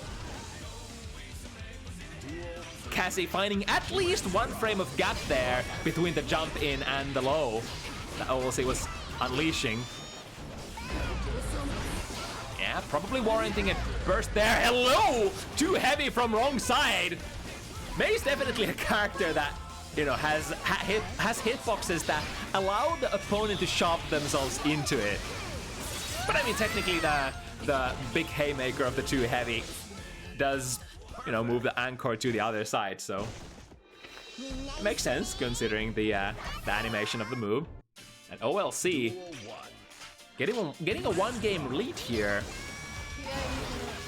Ooh, Gold Burst as a response there. I dig that, especially since Cassie has the offensive position here. Make them block anything, and you're gonna build so much meter and so much burst back as well. We got the new mix-up stop. Able to land 2-3 good hits there with the Dolphin Dive, or the Dolphin Hop rather. Once again. I think, as far as I can remember, the rumor goes that they made it easier to perform those Dolphin Hops, at least marginally, moving from the former patch to the current one. Not quite a kill here yet, and this is gonna be a soft knockdown, but the 2S. Another really nicely disjointed move, if I recall correctly, preventing OLC from unleashing any buttons there. Player swinging a miss from the air, jump flash is the one that gets the hit in there for Cassie. Back to the ground. Wants to absolutely maintain the aggressive position, using burst, using parry. But the backdash from OLC. Oh, do we get the conversion? Yes, indeed. Would have probably had to spend 50 meter there to keep it going. Nice OTG.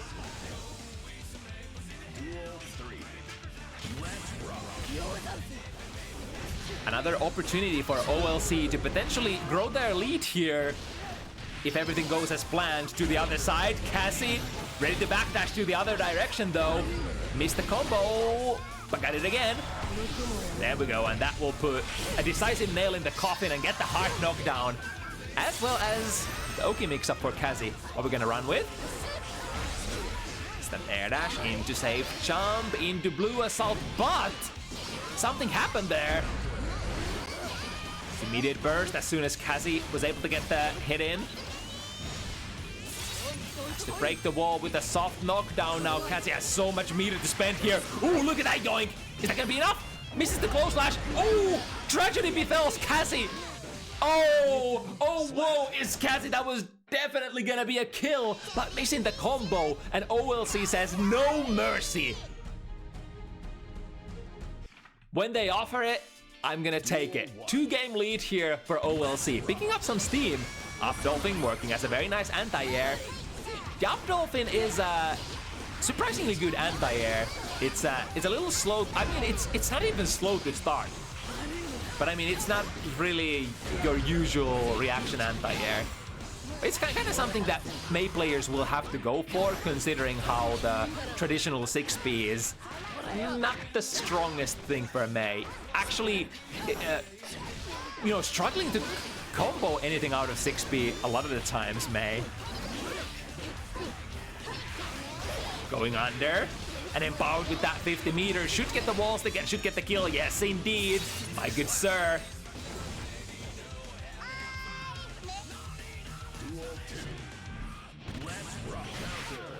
Right. Neutral trade at the round start. Yeah, that would have probably been converted, even though that wasn't a counter hit in the air. Usually those hits should be converted pretty comfortably by seasoned Mei players, so very respectful burst there for Cassie. Oh, gone. Oh, God, perfect bounce! And gets a little bit of a bombo out of it as well. But the deed is not done yet. Here comes OLC, Dolphin hopping into an empty throw. And the overhead, too far to convert. Nice, finds the parry here, and the last touch, what's it gonna be? RC, keep my pressure going, try to go for, was that a throw?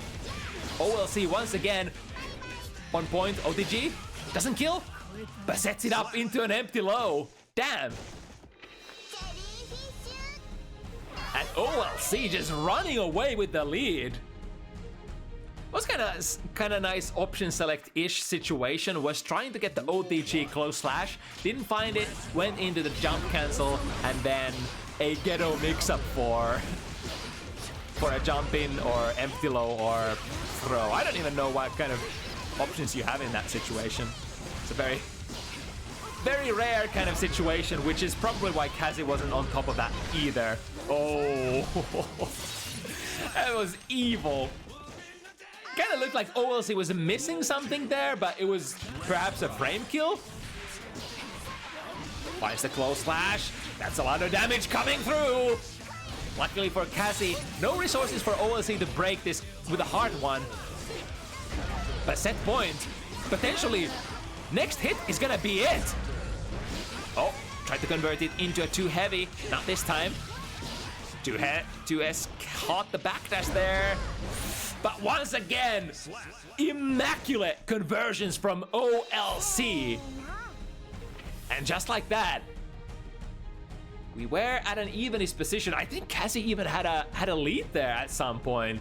But OLC, with the explosive conversions, the active air-to-air game, and really good control over the new Dolphin hops, setting up some really tricky Oki situations and mix-ups. I think very few Mei players have truly mastered the hops or the Dolphin cancels so far, because, you know, they are kind of difficult to run with. There's a like decent amount of, as far as I've understood at least, decent amount of execution for controlling them. But that'll be that. We're gonna move into next very interesting matchup here. It's gonna be the other Hungarian player tonight. Let's see if we have a double victory for Hungary on the horizon. But if Finland has something to say about it, Kianator is gonna enter the fray and show us how to play the Testament versus Jacko matchup. Two characters, very zoning oriented, but once you get the hits on either one of these characters, capable of flowing into some really fucked up pressure. The pressure is performed in a slightly different way. Testament basically loops, not guard crush, but loops their unique mechanic Stain, which basically gives you lots of plus frames and allows you to flow into either another setup with another Stain out of a Stain pop, or allows you to go into, you know, dash into tick throws, overhead mix-ups, stuff like that. Jacko, though, Jacko is kind of like an infinite pressure character in a way. When you get your goons out, especially in the corner, perhaps pile up a little bit of a red buff on top of that so you never run out of minion gauge. Mankind knew that they it's often your opponent has to have reflecting on themselves. either burst to spend for burst or deflect shield, or has to have that YRC ready to make it stop successfully, to make it stop consistently, should we say. Aizawa, my favorite Grey Goo shooter. Uwu. Testament versus Jacko. Duel Alright, 1. sort of a two-stage game plan for both of these characters. But I would say at max screen distance, Jacko's projectiles have a little bit more, probably get started a little bit better, and the goons, when they're coming in, they have a little bit of whatchamacallit. I don't like to use the word priority, but they do delete projectiles from many other characters. Alright, straight into the win condition of Testament. Ooh, I've never actually seen a fully charged 5D there. Usually you see 6 heavy. Nice, I'm gonna write that in my bingo book. Teleport past the little guys. And Kianator was able to survive long enough to make the curse go away. Nice, this will combo into very decent damage. It's gonna be a kill though? I don't think so, no. Not with the nerfed Season 3 super damage. And setting up a really fucked up sandwich there.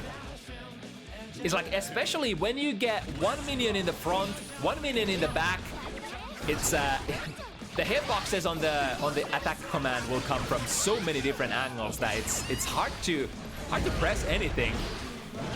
Not the cleanest hit from the upward. Grave Reaper.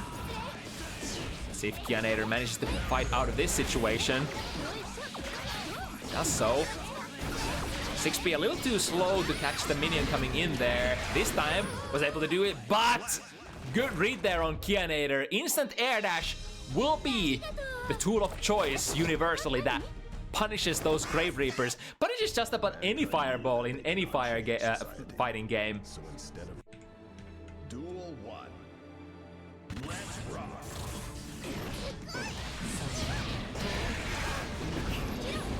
The Testament does have a little bit of variation to those fireballs as well. You can, for one, you can charge them, but you can also have a version that basically targets diagonally upwards.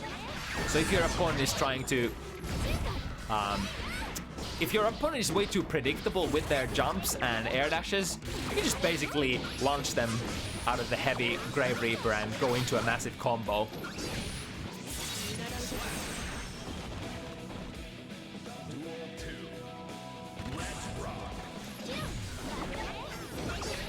Right, trying to poke the incoming minions. It's usually that's gonna be the sort of the tail of the tape. If Jacko gets minions out before we have any succubus marks or any kind of projectiles on screen, Testament is kind of forced to either evade or try to poke the minions coming in, which is what Aizawa did here successfully. Nice, teleporting past the minion, but the 2D, the far-reaching, crawling, sliding move of Jacko's ends up calling out the backdash. That was so smart! Forward drift! RC out of the range of the low arbiter. Getting Kianator the full combo, and now potential checkmate. Yeah, take this minion and then take these claps as well. As long as Jacko has that minion gauge ready to go, there's not much that you can do between the minion command in the minion command. It is so plus, and Jacko can release them in very quick succession.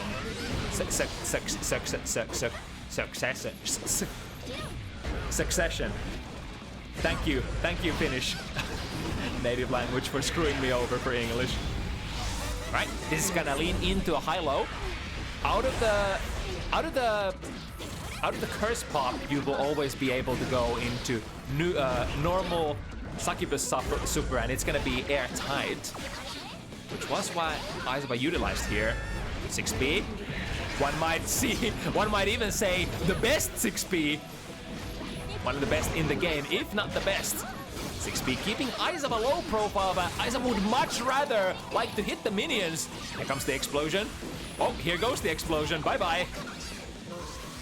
Also emptying the minion gauge of Kianator in the process, if I recall correctly.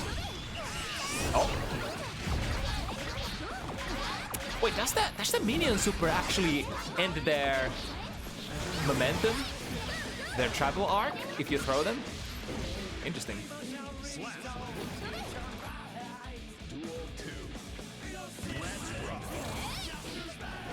Alright, a little bit of a taco kick.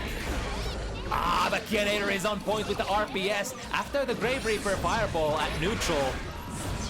If Testament tries to use the homing bird, you can definitely dash forward and go for a low profiling move to go under.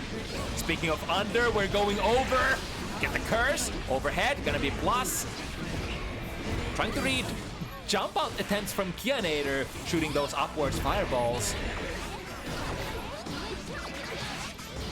I'm really having some difficulties finding the angles. Here we go, 6P cancelled into the Grave Reaper, gets the curse again. Are we gonna teleport? Faking the teleport? Yeah, they know the RPS. Kianator was basically waiting for the teleport to surface, which would basically be a guaranteed punish. Alright, very low on minion gauge here. We're gonna bait the gold burst. We're gonna take the blue RC. Oh my god, both players unleashing everything at the kitchen sink. But in the end, it is Kianator who has just a little bit more of those good old resources. God, Aizawa came so close there. But you know what they say? Throughout the ages, Guilty Gear is a big meter game. The one who has more meter, and I suppose in the most current iteration of Guilty Gear Burst as well, always has the last say in a particular RPS. Again, pondering, should be teleports, does so in the end, but gets caught by a stray projectile from Kianator. Okay, 2D, here we go into the red assault. And with the wall break, it's a nice new feature for Testament players this newest season. Oh, tried to charge the 5D, I think, there.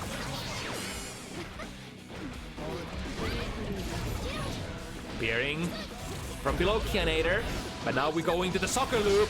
Lots of damage coming in. Oh, misses it in the end. But the pressure is not over. We got the big throw. Oh, no fear. Throw coming from Aizawa as well into a low. That's one of the most comfortable characters in the game to make your jump ins very tight. Because not only do you have one of the best instant air dashes in the game, jump heavy, absolutely nutty, and naturally combos into jump D for some extra overheads. Oh, nice. Simply doing the 6B would have not worked there. Aizawa actually had to do a little bit of a micro dash there. Ooh, got them. 5K pop. Perhaps worrying about the burst here. This is gonna set an airtight mix-up once again off the pop. Finds the hit, but going under. Oh my god, really? The 2D actually beat the Grave Reaper there. I guess the Grave Reaper projectile had already released and the strike portion of the move had ended. Stay still. Here come the goons. Oh, look at that. Wait, which side was going for? It kind of looked like Kianator pressed the 5 heavy here and it hit from behind and then switched position. Maybe I'm seeing things. All I'm gonna say, that was a really nice timing on the 5 heavy from Kianator's part. Alright, set the sandwich. Minions on both sides. Taco kick is gonna take care of it. Jump K. Lounge into a combo. Set up a new pressure situation. Running out of the minion gauge though here, Kianator. Does have some options here. Almost full on all resources. Here comes the pressure from Aizawa. Wall break of the heart knockdown. With a curse as well. What's it gonna be? Plays it very safe. Arbiter is gonna combo. But not gonna... Okay. I think Aizawa was able to charge the Grave Reaper there, which makes it have a very lingering hitbox. It stays on the ground for much longer than the normal Grave Reaper and or any other fireballs in the game. Nice jab confirmed. Was actually sick. Sets up the safe jump. Aizawa on board, by the way. Not free. This is where the game truly begins. Wire sees the explosion. Wanna deal any of that shenanigans or those shenanigans. Kianator still willing to play this round as well. Nice getting rid of the minions. Kianator loves the explosion so much, trying to get a successful setup with it, but so far, no dice. Here we go with a sandwich. Decent amount of damage, activating the red buff. Ooh, but this will be... Oh, teleported straight into the parry! But Kianator was not actually able to derive too much value out of that red install, which basically fills your minion gauge infinitely. You would have to have minions out already, or at least have some sort of a pressure situation going on to get the most value out of it. Here we go, nice. Drive by with the instant air dash. But with the use of the slowdown frames of blue RC, Aizawa going into a little bit of a custom combo. 6B has the luxury to bait it as well, because we did have the curse applied. 2D into soccer kick. One of the only frame traps that you can go out of that 2K. 5 heavy was already active. Smart respect from Aizawa. That 5 heavy is one of the nastiest buttons in Jacko's kit. Works as a makeshift anti-air as well in a pinch. Nice. 2B predicts the timing of the attack commands. I think Actually, Kianator might have been out of minion gauge there, so couldn't perform any more claps, which would have made it basically guaranteed for Aizawa to be that minion out of the board. Quite good timing on the 6P once again. Always parry there, or always strike the minions. Nice! Aizawa taking really good, making good use of that possession. Aizawa, of course, is one of the most learned players when it comes to using the possession, aka the teleport. Massive damage, and gonna finish it with a bang. Look at that! That's gonna be at least half of Aizawa's life gone, just like that. And the setup. Simply taking out minions, taking it easy. No reason to rush, especially since the opponent does have some resources ready to go. Try the 5k hit, baits the throw, and that's gonna go into a killing combo.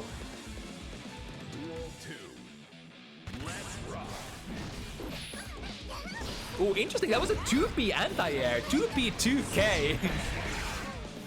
It's probably a very whatchamacallit, freestyle kind of a situation. Overhead, combos into stain, pop. Unfortunately, not gonna be wide enough, even with the use of 6 heavy, which is probably the most damage that you can do in that situation. Making, oh, Aizawa tried to be really cute, but Kianator was not home at that time. Taking a defensive position at his minions. Oh, good teleport once again. It's a choice that you have to make whenever Testament has the Succubus marker on board. You kind of have to take note of it and kind of respect it in a way that there might be a teleport, and if you commit past the Succubus marker, then the teleport becomes a free escape, or like an optional or a good way of taking real estate for yourself.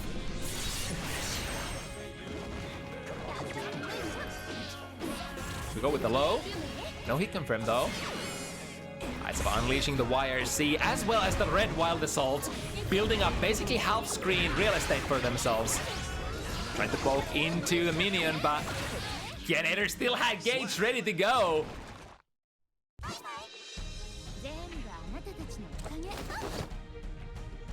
And despite those couple of games that Aizawa was able to take from Kianator, Kianator back in business. The 2-game lead here. Ooh, that was a clean snatch out of the skies into a safe setup. Used the homing bird this time, so Kianator was able to jump out of it. 2D mash, immediate burst from Aizawa. Wants to contain the prey in the corner. The burst is available for Kianator as well, but it might not be. Okay, we're still going for it. I was about to say it might be a little uncomfortable to make this comeback. But I mean, Jacko is definitely that kind of character that can dominate the neutral if you get going. But now we'll have to... Both players, in fact, will have to... Oh, nice timing there. I think it was the minion that attacked Aizawa coming out of the possession.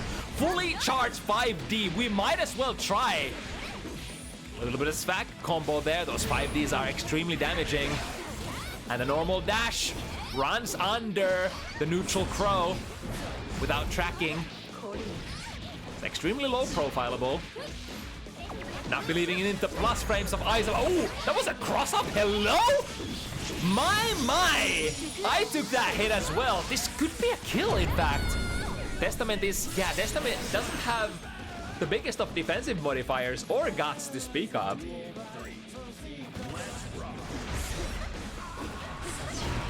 Aizawa also played Bridget.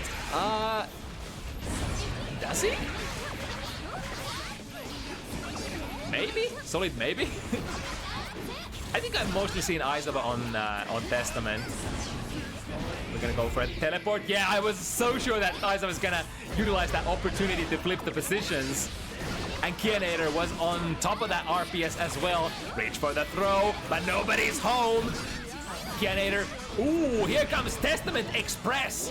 Kianator with the double jump though, avoiding all possible crows incoming. The punish on the burst.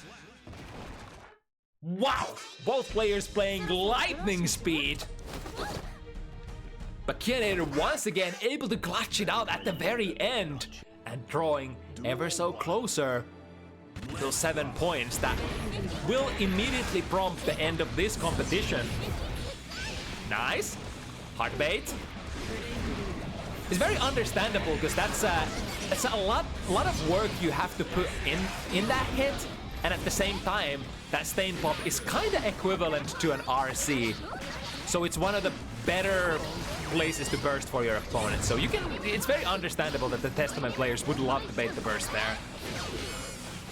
Gotta be careful not to bait too hard, because you might, because it's so much work to get into that position, it's potentially a lot of value lost as well.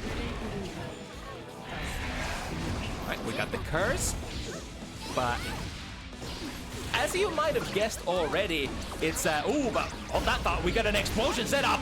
Bam! Mutually, what do they call it? Mutually guaranteed destruction.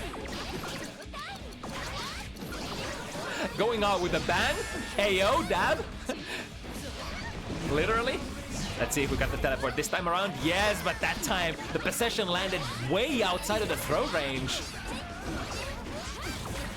Match not available for Kianator. Pushing towards the corner. Available for Aizawa though, it seems. And now with the back throw. Ah, he missed the setup for the curse. Go for it again. There we go. Aizawa definitely still in it to win it. 5 heavy, like we talked about earlier. That's such a good button. Has some disjoint, has some anti-air potential. And converts into pretty okay combos, I suppose. Yeah. Jacko is not really known as a combo monster, but, you know, always take what we can get. And there we go, once again. The minion that Kianator is throwing, nullifying the incoming projectiles from Aizawa.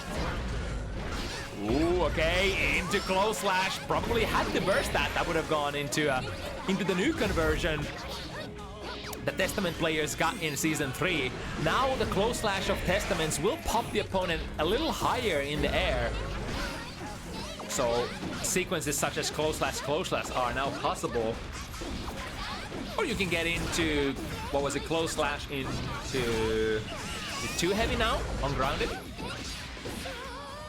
But this game will be a wrap, and Kianator will indeed arrive in the 6 points first. Well, we've seen some sick comebacks during this edition of Bounty Hunters already. Mankind knew that they cannot change So perhaps society. So instead, perhaps there is still hope Duel 1. for our Testament hero. Certainly. Oh, nice there. Finally able to land one of those up fireballs, which Kianator has very actively and adeptly avoided for most of the set.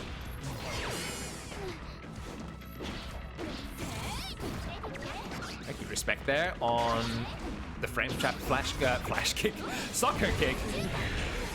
Unless Testament has 50 meter, there should be no matches through the 2K soccer kick. You can go into Calamity 1, but it's kind of risky considering how slow that super is to start up. Nice prediction there from Kianator, getting the throw break. Speaking of the Calamity 1, is gonna completely whip and allow Kianator to go into a big punish.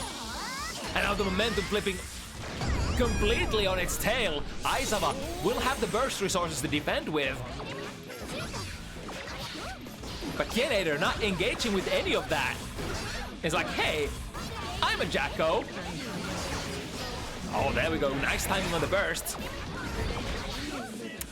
But that's the risk of unleashing your fireballs as a Testament. Jacko's fireballs are a little bit better, and if they're already coming at you, you probably have to respect or try to jab them. Kianator skipping to the other side. Good backdash, avoiding the follow-up mix-up, and gets the punish on the whiff soccer kick as well. Succubus marker is there. Testament or Aizawa tried to teleport in there in response to perhaps an incoming attack command or between attack commands. Landing into the pressure sequence once again. Plus frames. RC, keep it going. And we got the curse. It's flowing so far, so good for Testament for Aizawa. Able to queue up the super as well. Yes. Get the best setup. Kianator has every resource in the game, so we just go in. I mean, Jacko doesn't really have a 9-framer, so that should be a guaranteed safe jump for Aizawa, as far as I know. Nice Fuzzy, using the instant air dash as a very aggressive Fuzzy of sorts. And if Kianator was to block that, it would have been a pressure reset as well. Nice, here we go into the double clothesline that we were talking about. Straight into the succubus super, this will be a lot of damage. In fact, it's just gonna kill straight on. Aizawa still winning.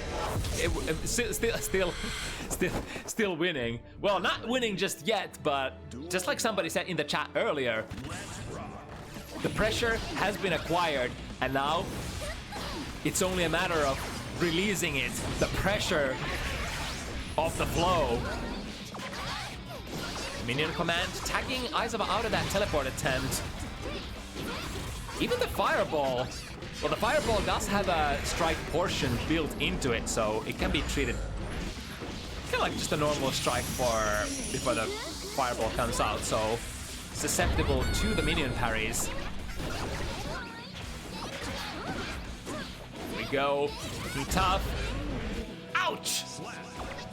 A quick burst of damage, moving Kianator to their first set point here. Kianator is just so good at having active frames wherever Aizawa would like to manifest out of that teleport. So perhaps the choice is this, perhaps the solution is to just dash forward. Oh, but again, what a 5 heavy. Perfect timing, massive damage, and micro dash into super should catch off the wall. Yes, indeed. And Aizawa on their last legs, 50 meter, full burst. What's it gonna be? Once again, no risks. Oh, instant air dash into jump slash. I think a very cool combo. Oh no, missed with the 5B. Is that a kill? Aizawa will have to burst. Gets it successfully. But now, any hit is gonna do it. Aizawa Express will arrive at the wrong destination, unfortunately. Kianator.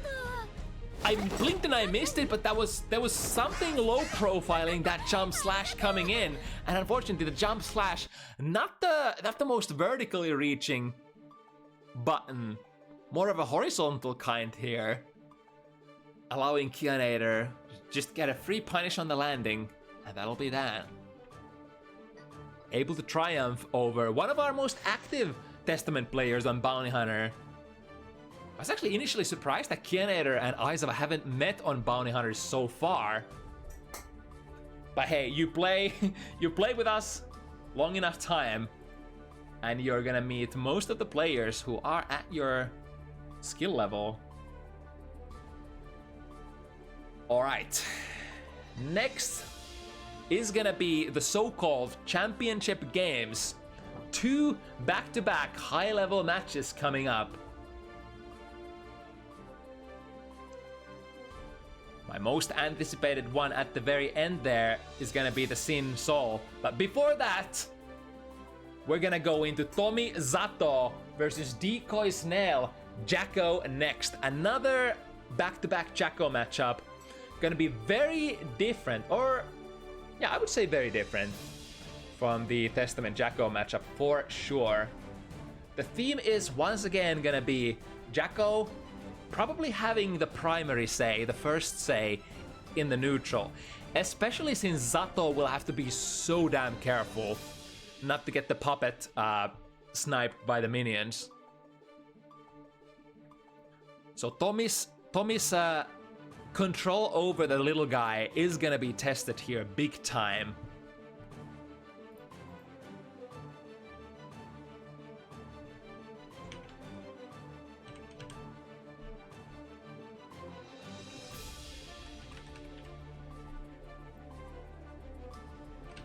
Let me set a quick ping to decoy as well.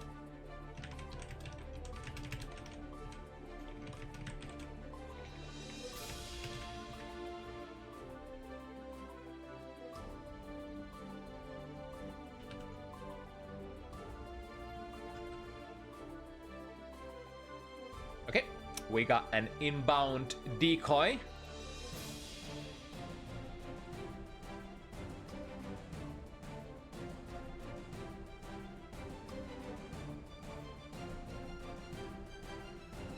I think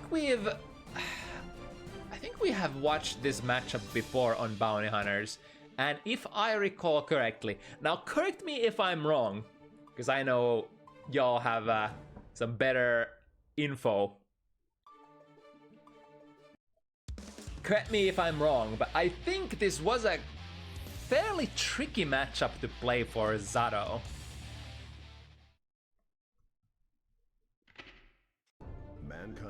Because once minions are instated in the field, every and any minion command could be a strike that prevents you from basically playing the game for a good 8 seconds.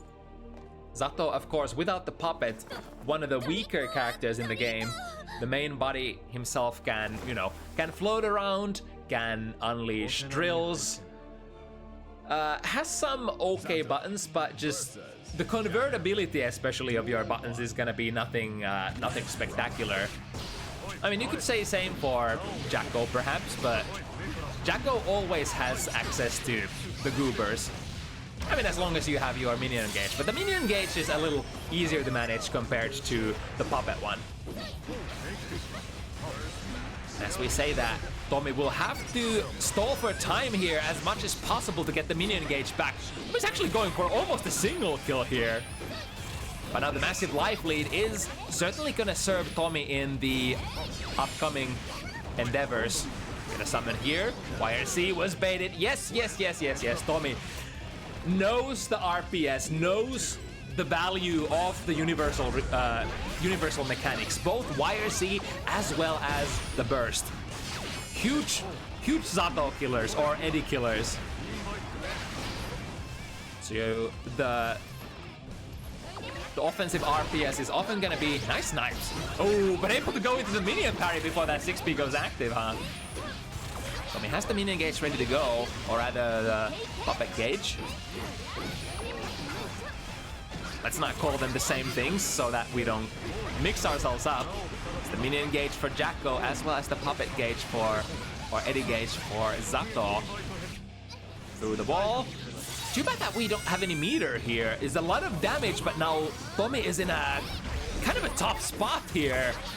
Have to defend solo. Has the 50 meter ready to go if they want to unleash a YRC.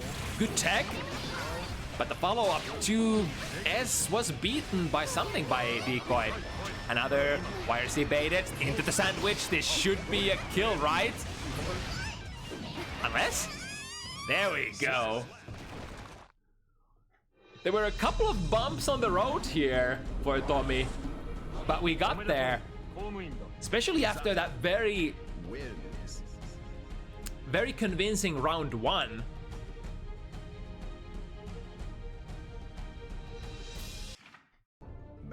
I think compared to many of the other Zato players that I've had the pleasure of watching, Tomi looks really comfortable piloting the main body alone.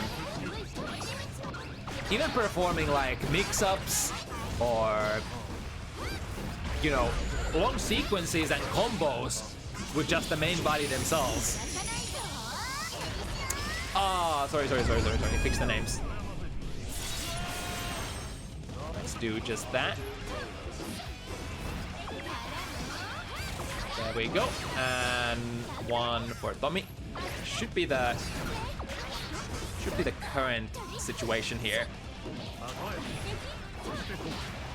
Ooh, very nice 2K. The 2K actually low profiling under the Froggy Leap, if I saw correctly there. It's really important to choose button for depending on what you think the opponent is gonna summon. Of course, as a Jacko player, you're probably not gonna get summoned neutral too often. because there's such a massive risk for Zato to take the puppet out in a risky situation like that when minions could be thrown at your general direction. I got the shimmy there. Tomi kind of forced into either taking the throw, jumping, or backdashing in that situation when your frames are so slowed and a minion is in, or rather the opponent is inbound on you. But just like that, decoy. While we had a little bit of a detour with the UI, decoy making quick work of Tomi here on the game number 2. Duel 1. Setting the stage for the match at hand here. Yeah, there we go. 2D at round start. Completely nullifying whatever Tomi was trying to summon into. It certainly was not opposed. Right, big damage once again. Gotta remember that Zato is a low guts character, so most of your combos are gonna deal almost their maximum potential of damage.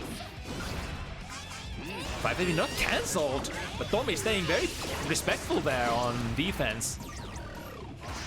Gonna explode. Oh, so tricky!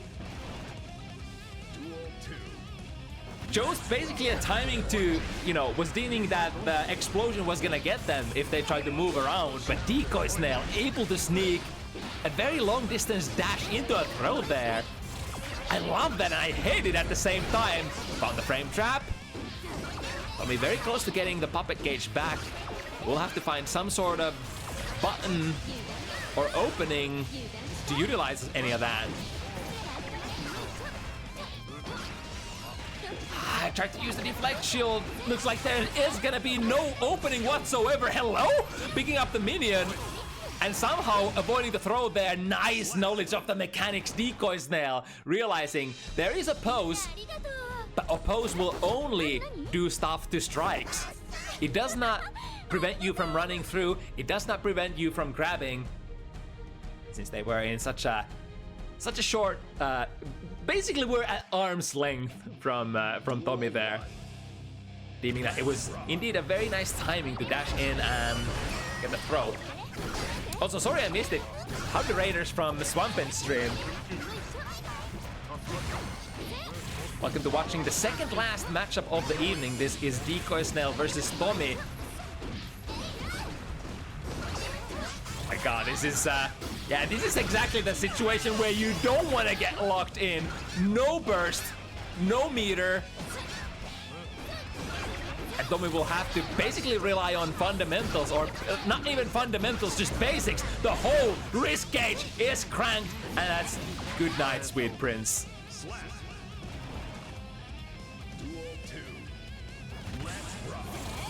Tomi was trying to utilize the FD there, but often enough, I think Jacko players, if they think you're gonna use FD, they will use basically a sequence that will abuse the FD and won't be able to let you build any distance between you and the opponent. So it's very reasonable to respect that spending that FD is not gonna lead into much a lot of the times. Jumps out of the froggy. Notices that 5 heavy missed. RC into a confirm. Set up the sandwich. Oh my goodness, what a setup! Decoy Snail showing us the stuff.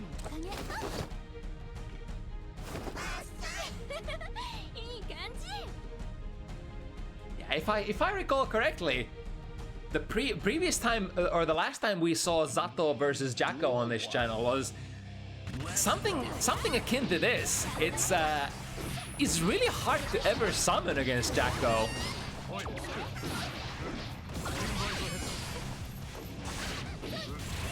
The Jacko player will, the Zato player will probably have to, just play the matchup like many other characters will have to play it often. Just, take it easy, perhaps poke some minions, perhaps wait for Jacko to spend some of that minion gauge.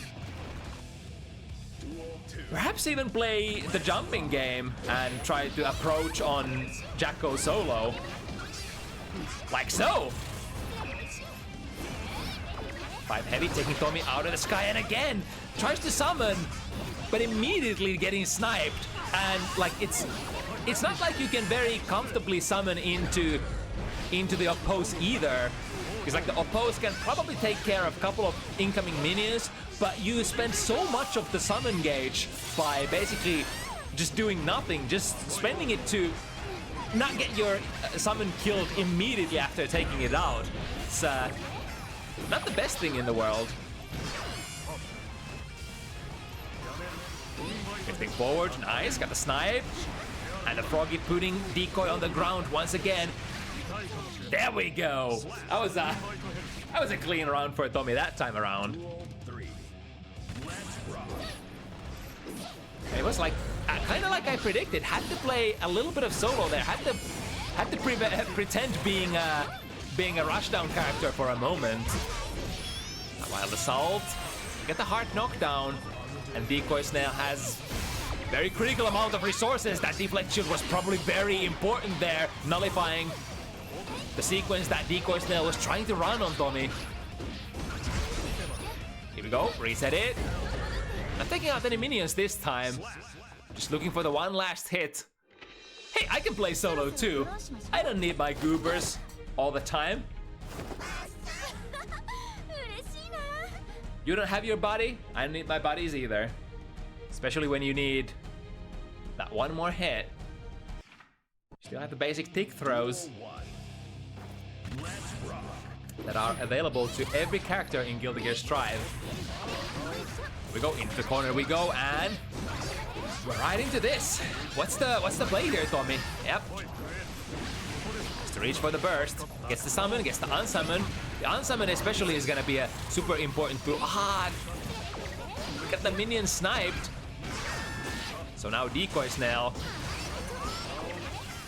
Well, good news for Tomi is that Decoy Snail did have to spend, or did choose to spend that blue burst, and won't be able to reset the walk string anymore from that blue wild assault. Getting a summon out. Sandwich. Here comes the YRC. Wait. Did you try to cancel into the spike there? Kinda looked like it. Uh-oh. It's that deflect shield that Tomi tried to do, but since the cross-up happened, accidentally got a blue wild assault and losing all of that 50 burst. Yeah, 6P into the drill once again, but not finding the target. Finding the target this time though. There we go, touch the oppose and you're gonna get this. Send the minion. Unsummon. Take it back. Ooh, okay, that's gonna be a wall break, but as a result, soft knockdown, and Tomi, again, will have to go on defensive here. I mean, theoretically, that would be the safest thing to do. Oh, but Tomi! Instant air dash through that jump B, sees the reversal attempt, baits the... Was it a burst or YRC? Damn, blink it and you miss it. Alright, deflect shield. Try to shmove with the use of jump D. A little bit of a combo, and we got the minion ready to go. But before we get to summon anything, Decoy Snail is in there. 5D tap into Sandwich. Oh, that's so cool! Oh my goodness. That is cool, that is disgusting, I love it. Keep spacing for Tomi there. The minion gets sniped once again, immediately. Jump D. Oh! Gee, Tomi, how does your mom let you have 3 jump Ds? What are we, May? That's a lot of minion gates going into this pressure sequence. Was able to get the hit there at the very end. That this should be it. Yes, indeed. Perfect decision making for Tomi there. If Decoy Snail doesn't get hit there, I missed it. I missed if Decoy Snail actually struck into the oppose there, or if it was just the follow-up hit of the oppose. But just in the nick of time, able to get the conversion before the puppet gauge runs out. Alright, bursting out of it before we get into danger territory, but now, danger! 50 meter acquired. I think Tomi's dead. I don't want to be pessimistic, but this is kinda like the victory condition for Jacko. Break the wall, lots of damage. Look at this. This is with risk as well. Oh my goodness, it's still going. Decoy might have overextended though, tried to go for a finish here. It's very logical that they did. That was full risk, so that would have probably still dealt, potentially dealt enough damage. But now, let's see if they can still secure the round. Pierce, striking from half screen distance. Uh-oh! That combo drop. It all started with that damn combo drop, and Tomi is happy to steal that round away from Decoy at this point. Oh, nice. Take a little bit of a sidestep. Struck once again into the oppose. Luckily for Decoy, didn't get too badly punished here. Hunting for the burst potentially. Here it comes. Nice anti-air against the air dash jump. B, I think that was from Tomi. Deflect shield. Oh my god, the deflect shield almost does nothing against 5 heavy. The massive momentum and 2 hits. Reach for the cookie jar. There is nothing to throw here, or rather, nothing to tech here. Taking it successfully this time. Frame trap into a summon. Now Decoy. Wow, just gets back out of there with a backdash. All right. That was a valuable escape for Decoy, able to keep all of their resources. Didn't have to go into the 50 meter. Got to mix up though. Got hit, but the little guy was left behind. No worries. The main body able to waste a little bit of time to get the bro in there, and then get the shadow sandwich. All right, slowly starting to look. The future for Tomi is looking way brighter than a couple of games ago. Uh-oh, I'll take that back. It looks pretty dark in here. Alright. Very good trade here for Decoy Snail. Able to trade minion for the puppet. And potentially, with this kill, this is not too prorated. I mean, it's decently prorated and... yeah, not quite. The defense here, yeah, just a safe jump into a quick tap on the 5D. Very classic. Far slash is the call out here on the round start 2D. Setting up the shop. Deflect shield will put Decoy Snail away momentarily, but the tricky thing here is that it's gonna push away Jacko herself, but not the minions. Go cash shot once again. Should take the kill. Bang! Alright, well, Tomi got a couple of successful rounds, but Decoy, on a moment's notice, reminding Tomi, as well as everybody involved in the process of this match, that I can destroy you extremely fast as well if I get a dominant position and catch you off guard without any defensive resources. Oh, baby, here we go. Was worried about the burst, I bet. Which was the reason why Tomi ended up dropping the combo. Drilling, catching the backdash as well. No escape this time. We're going for the soul combos, or solo combos. There we go. Thank you, QK. Nice articulation. Far slash drill. Take the round. That was a pretty fast time. Tomi's gonna pull off a Decoy Snail here. They're taking quick games back to back. Gold burst. Will return some of those much needed universal resources, but perhaps the most important of the resources though, the minion gauge still has to be waited upon. Here comes the dunk. Is it gonna kill? Not quite. Last pixel, ready to go. Tomi has some resources, but none of them seem to be very useful right here. A full burst would be it. But rather, take it to the next round. What's the game plan here? Jumps Jumpy into trying to reach for the jumpy once again. First turning into blue. Tomi's position, like the way Tomi is dashing into the 6P so that they can get into the drilling range has been starting to work out pretty well. Finding the low and got the unsummon as well. So full minion gauge ready to go. Good control for Tomi. Summon again. Decoys now tried to press a button. A naughty Jacko there. Not sure which option that was. But Tomi had the call out. Duel 1. Let's rock. Alright, 5... Is that K or slash? Jacko's 5K and far slash look deceptively similar historically.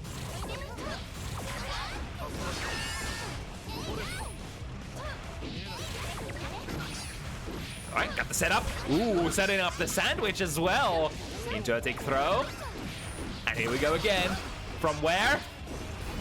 And for how many times? Yeah, Tomi eventually has the reach for one of those universal options. So the thing here is if Tomi went for the burst, it would have cleared all of that risk on him and would have potentially made him be able to survive the combo in case, you know, Decoy Snail did get the bait. But alas. Ooh, that was a kind of nice combo off of a parry. We did get the gold burst though. Nice, holding the oppose just long enough. And now with the gold burst, or rather the tension acquired from the gold burst, could potentially, well, gonna be used on defensive manner. Don't strike. Decoy Snail staying patient, not striking into the oppose. Oh, but the jump D, clearing both the minion as well as Jacko from the sky. Here we go, Blue Wild Assault, set it up. We got the unsummon, no, just committing into it. And gonna have the Sun Void, no, not using the super. That might be a dangerous choice. Oh no, Tomi. Tomi not finishing his blade, not like this, not like this, Tomi, no! Went into the 6 heavy instead of any of the supers. And Jacko, or rather Decoy Snail, saying, well, I had one mishap earlier in the set. I'm not gonna give any freebies either. I'm just gonna steal this right here. God damn. That's a shame and a half. But no time to worry about that. We gotta play more. There is still a chance. 3 games. Oh, Decoy Snail getting a really nice burst bait here. Damage coming through, and most importantly, we are now securing Tomi in a jail position. Activate red, fully cranked risk, almost inbound. Wow, Tomi was able to find the 2P? That's the most valuable 2P I've ever seen in my life. In fact, prompting Decoy Snail to have to spend resources to get out of that. 4 more seconds till minions come back, or rather till Zato, or rather Eddie comes back. To go for a little bit of a shimmy there. This time, Tomi not willing to bet on the throw break. Just like that, Decoy has arrived at the set point position. Small advantage in terms of bursts. Get the left right. Goes under the minion kick. All right, here we go with the summon. Big opportunity here. Even despite the deflect shield, you can't stop the puppet from going forward. However, able to find the Abare, is holding the minions. Deflect shield from Tomi as well. Lots of defense. Oh, hello, tried to backdash out of the 6P, but no dice here. 2S into a summon. Looking good for Tomi here. Get the unsummon, break the wall, soft knockdown. Now we have to get in on Decoy. Oh, those are some funky angles. Oh, there was one. Oh, it's gonna actually break the wall! Tomi is actually looking good here. Get the summon, and the 5D from downtown that comes from so far away. Way further away than Vanilla, I think. Alright, couple of quick touches from the minions. Good control. Basically keeping Tomi standing still. Good 6p. Get the summon. Sand switch. Sandwich? Switch of the sands. Do everything. Send everything. Use Sun Void. Recover meter. Whew. Tomi has to be very careful here. YRC is available. And that's what Decoy ended up using as well. Getting rid of the minions. 2 excruciating seconds left to stall. There we go, the frame trap summons. That should be the kill. Tomi still alive somehow against all odds. Surviving. Never give up. The Sato player that didn't give up after patch changes and is not gonna give up now either. 6p calls out the far slash. Burst from Decoy Snail. Now, would be a very nice situation for Tomi. All right, we got out of the sequence as well as got into the positive bonus. So a massive amount of resource coming in the way of Tomi. Oh, Tomi is eating so good here. It's gonna have so many Sun Voids. This pressure sequence ain't gonna end. Sun Void again. Take this. More pressure coming. 5D overhead. Oh, you didn't block. Well, that's just too bad. Oh, that's also too bad. 6 heavy whipping again. Uh-oh. Oh, no. Say it isn't so, senpai. Here comes Decoy Snail. Releasing a burst, using everything in order to try to keep Tomi in the corner. Really wants this round. But it was a big gamba. Now Tomi, 1 round lead, both players, 0 burst resources to spend. Protects once again. 6p nice on the landing as well. That was a landing punish. And summon, keep the combo going as long as possible. Oh, this time RC to spend. Goes for a solo mix-up. Oh my god, Tomi is becoming the gorilla. Where's the monkey? Here's the monkey, summon it. More mix-up coming, real. Yeah, there we go. Got the first set, got that mix-up there, or the bait on the YRC. And now, at the most crucial of moments, when we are moving closer to the championship game, getting a really clean YRC bait. That's basically, you just can't avoid that RPS. When your opponent has 50, you have to be scared of the YRC every single damn hit that you make. Right, Tomi again, this was the same pattern to victory previously. Getting the gold burst, getting the resources, and now we can keep the minion alive. We can keep the bodies going. Break the wall. And a lot of damage done. That's only half of Decoy's life though. And a whiff punish here. On a moment's notice, the matchup could completely flip on its tail. Tried to deflect shield. Decoy was blocking. 2p into a quick the red RC for a combo. And he's blocking again. He's baiting it. Tomi, he's doing it. Tomi's gonna get to the safe, the set point faster than Decoy Snail. We can do it. The Finnish Zato player coming back from a nasty down disadvantage. And now, finding the low, Decoy Snail has to be thinking of the burst. Where does it come from? Here it is. Perhaps the last free escape from the Zato pressure. 5K, sorry, 5P, so sorry, 5 heavy catching the backdash from Tomi. But Tomi, ready to spend the YRC as well. Tried to summon, but... Oh, 2-2Ds into a jump in. There's the land a hit initially.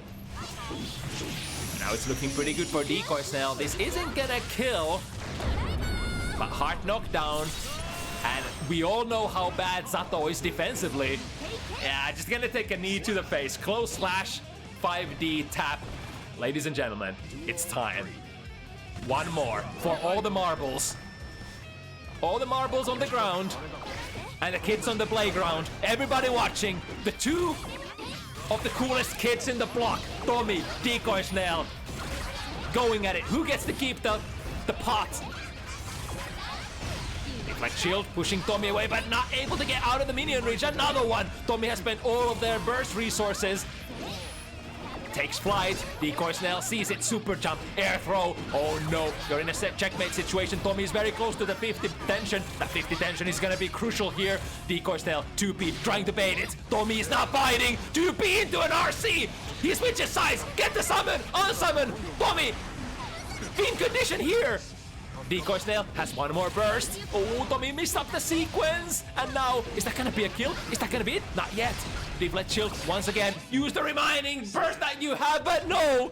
Too much! Perhaps the full burst that Decoy Snail got there was what threw off Tomi's momentum and their pace. There was just no escaping the RPS. You had to RPS the incoming burst as well. I can see that creeping, that fact that you have to burst this still, you have to bait the burst still, creeping at the back of Tomi's mind. And that little hesitation there might have allowed Decoy Snail to just steal the set away. But that was an extremely close. I mean, who is this guy? This Tomi dude, just making these absolute bangers of sets every single freaking time.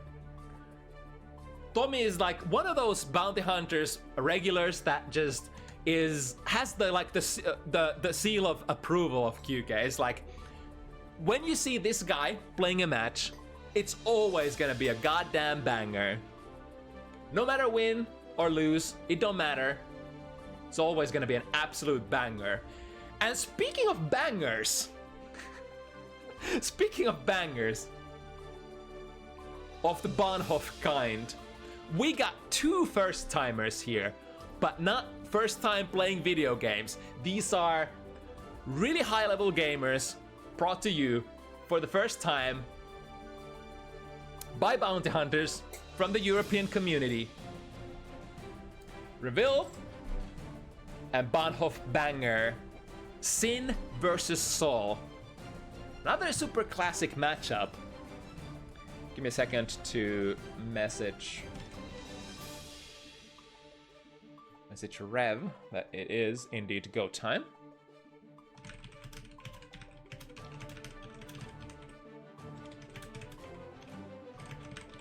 I think I see Bahnhof in the lobby already.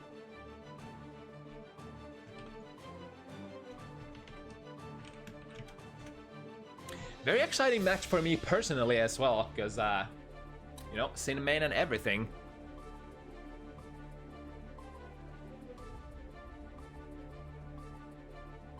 One thing is for certain though, this is gonna be a super explosive match.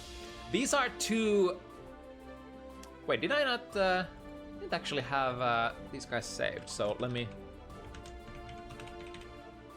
make a...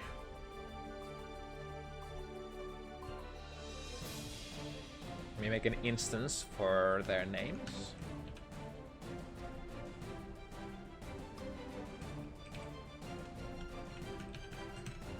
Or rather, fix them on the UI. Alright, we got Rev, we got Bahnhof, and now it's time to hustle. Very fitting matchup as well, because like transitioning from the old gear to the new one, I think even though Sin has sort of retained the heart of the character from the previous installations of the game, you're starting to resemble a little bit more Sol compared to Kai. Duel 1. Let's rock. Alright, what's it gonna be? Two characters, yeah, there we go. Sin, of course, does have a pretty decent combo to get the wall break and almost half of the opponent's life from the round start. Uh-oh, but this is... Oh no! Trying to go for a big combo, dropping it and has to spend the burst here. 2D, alright. Do we get the kill? We have the 50 meter, wall stick. Yes, indeed, yes, sir!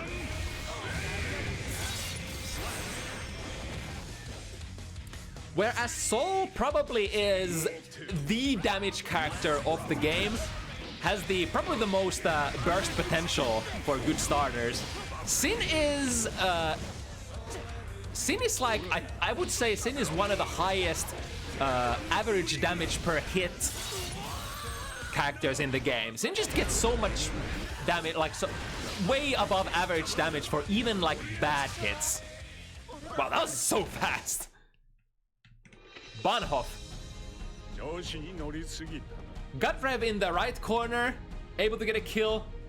And the next round, able to get them into the left corner and immediately a kill. Yeah, it's like one wrong guess against Mr. Bad Guy and it can be over super fast. Nice anti-air. There we go. Got the full sequence as well and the corner carry at the end with Elk. Gotta be very careful not to go into that too heavy, too willy-nilly in block strings, because whenever you're fighting a fast DP character such as Saul, they are surely gonna be mashing their DPs whenever they see that the too heavy from Sin lands on block. It's one of those moves that can't really be safely played with if it's... Ooh, okay, so Rev does have that piece of tech on the board as well, where you can kind of go from the big 2 into a safe jump, even on a blocking opponent. Oh, try to go for a whip punish. Bahnhof recovering very fast out of that. Ooh, there we go, 5 PPB, but didn't get that ending. And a 2S there, swiping Rev out of there, 2K.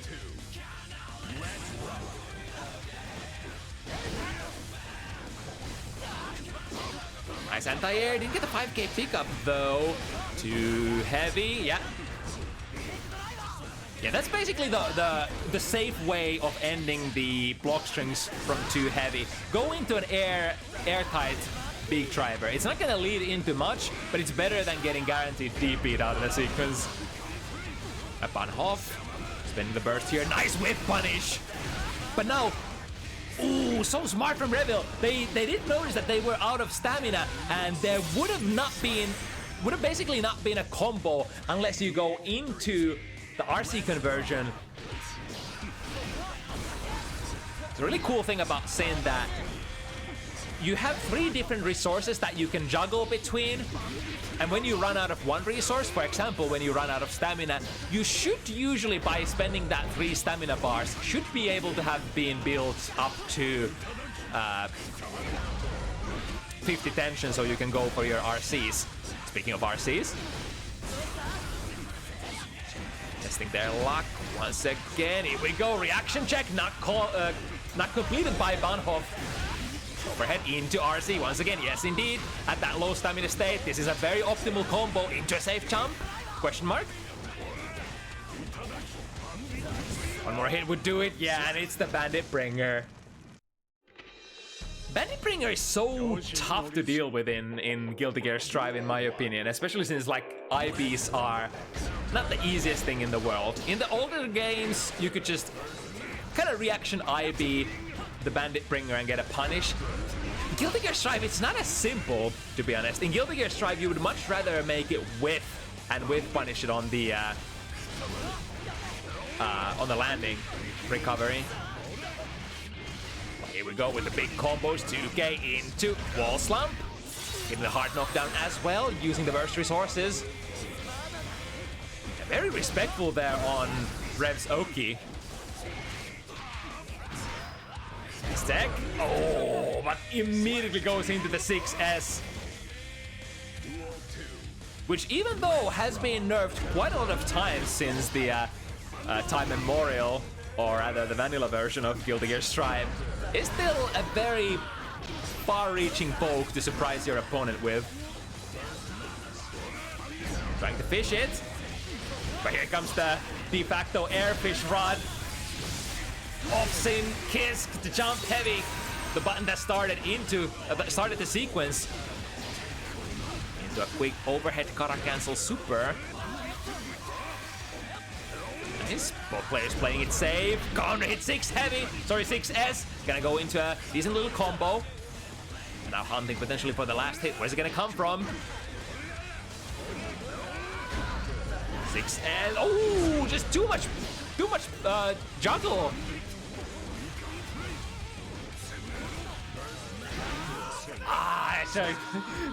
Tried to utilize the plus frames of Fafnir there to transition into a wild throw, which would have finished the round. First, used very early into the round here.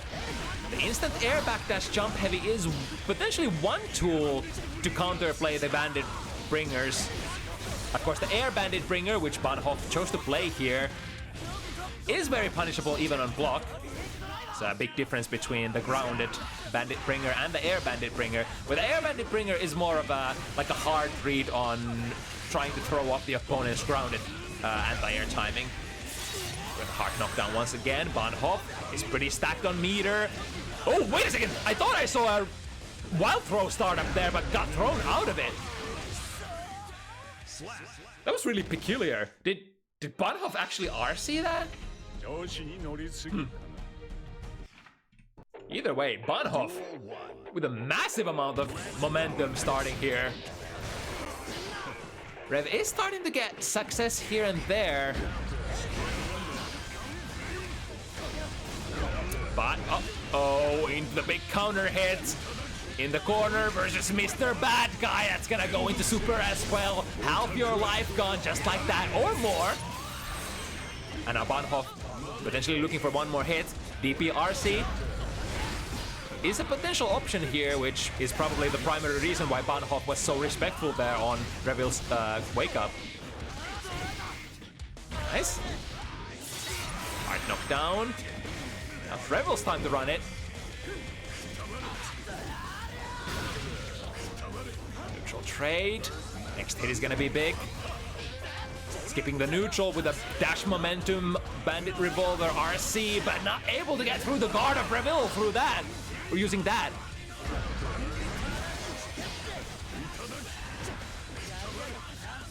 Right, finding a low there at the very end. Frame trap.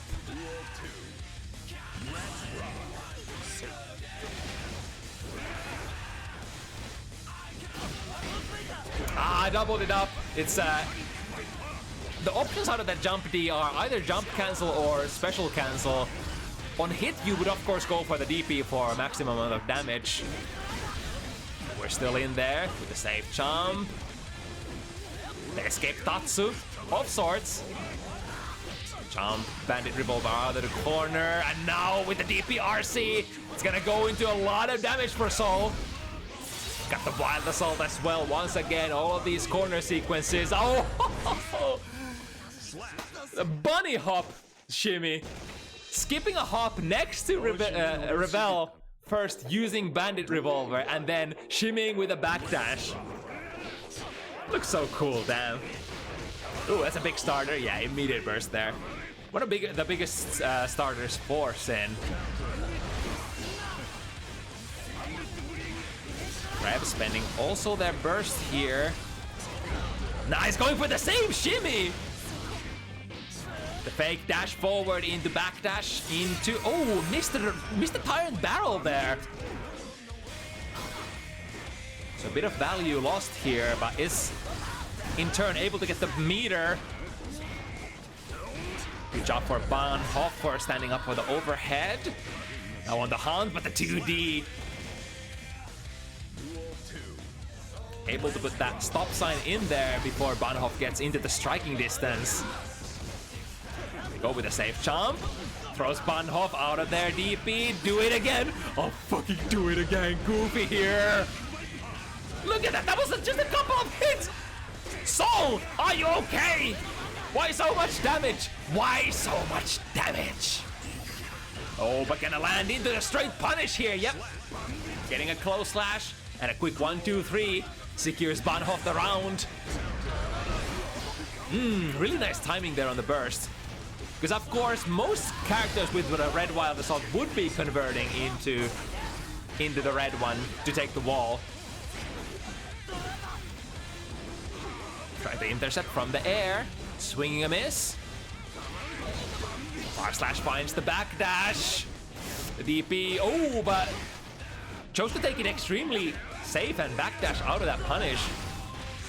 Well, still in this with a safe jump. Yeah, FDC, jump slash, finds the hit! And can we squeeze enough damage? I think so, yes indeed. Rev finally opens it up, not a minute too late. 4-1 situation. But we're definitely still in there. Every single round by round, is starting to look better and better for Rev. So perhaps just need a little bit of time to warm up. And Rev might be one of those players who needs to see the options that the opponent is playing, see the building blocks that makes my opponent, and then slowly adjust to those building blocks. There we go, first successful DP. It's gonna be able to deal a little bit of extra damage with the RC. Bandit Bringer is punished, yep, immediate burst. Knew that was gonna be a lot of damage. Is that a wild throw out of Sin's DP? God damn. Talking about the big high risk, high reward call out options. Nice 2S. Yeah, because since Elk Hunt is such a prevalent move and a very beloved neutral skip, that'll make Soul players have to reach for moves that can call it out, such as like 2S or 2D. Uh-oh. No big conversion though, and the Mash 5K gets Bahnhof the conversion. Yeah, again, it's a tough situation when you manage to. Oops. I'm pressing a lot of buttons. So 5 for. Come on, Kike. 5 for Bahnhof and 2 for Revill, right? I'm pressing all my buttons on the keyboard. All right, got the gold burst. Yo, from where? That was telekinetic, if I've ever seen a telekinetic sequence. We'll try to go for the close slash 6K to set up a safe jump perhaps, but missed it.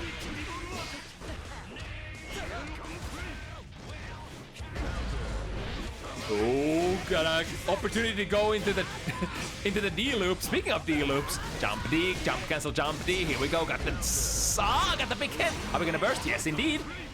Makes sense. The resource situation is evil. Even the life situation as well until Revill found the 2S that started it all.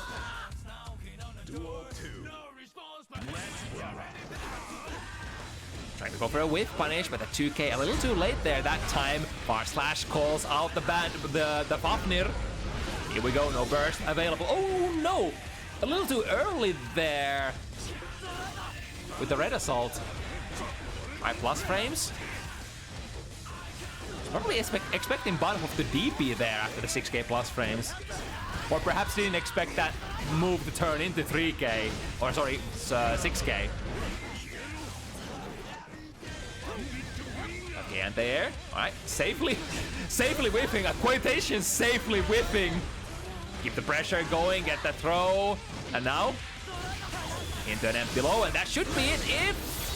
No, actually, Rev did get the save. Did get the clean hit, but that wasn't enough even. And now from coast to coast, a lot of resources used on this combo, but Bahnhof is gonna be building a lot more. Yeah, basically checking if you're gonna press anything, you're gonna get caught. Nice maneuvering. All right. Yeah, like I said. Game by game, Rev slowly starting to get into the groove as our Italian sim player is drawing ever so closer to Bahnhof's 5 score. Nice, got the punish. Big counter hit, that's gonna go into, all right, choosing to go into, oh, too far? It was must have been like the last pixel where it missed. 6B going under that 6S from Sol. Nice again.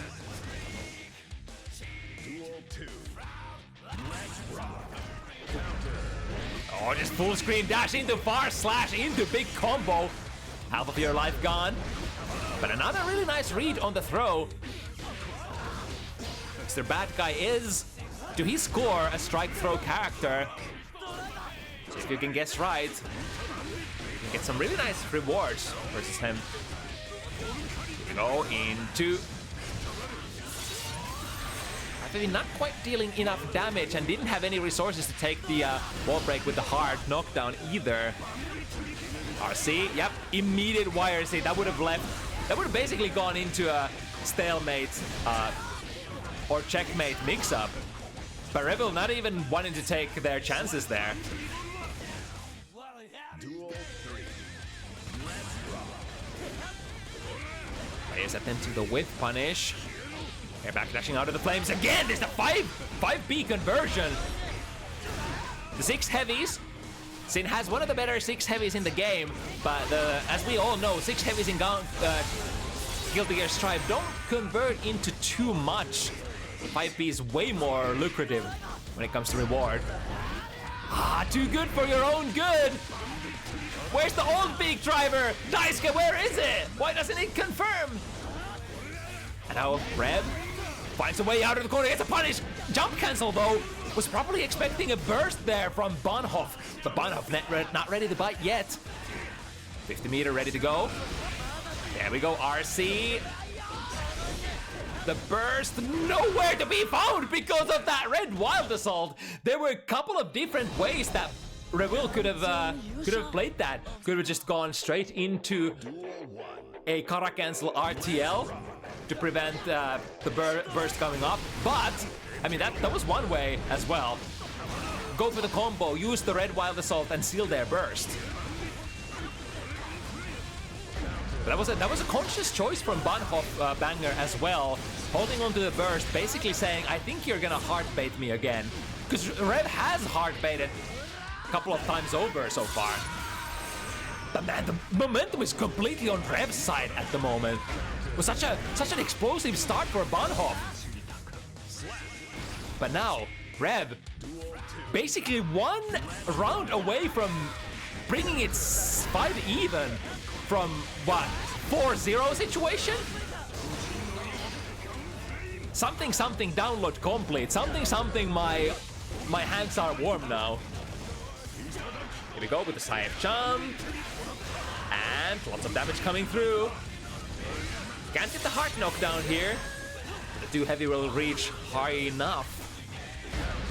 Nice, the timing there, 2S preventing that elk hunt from going active.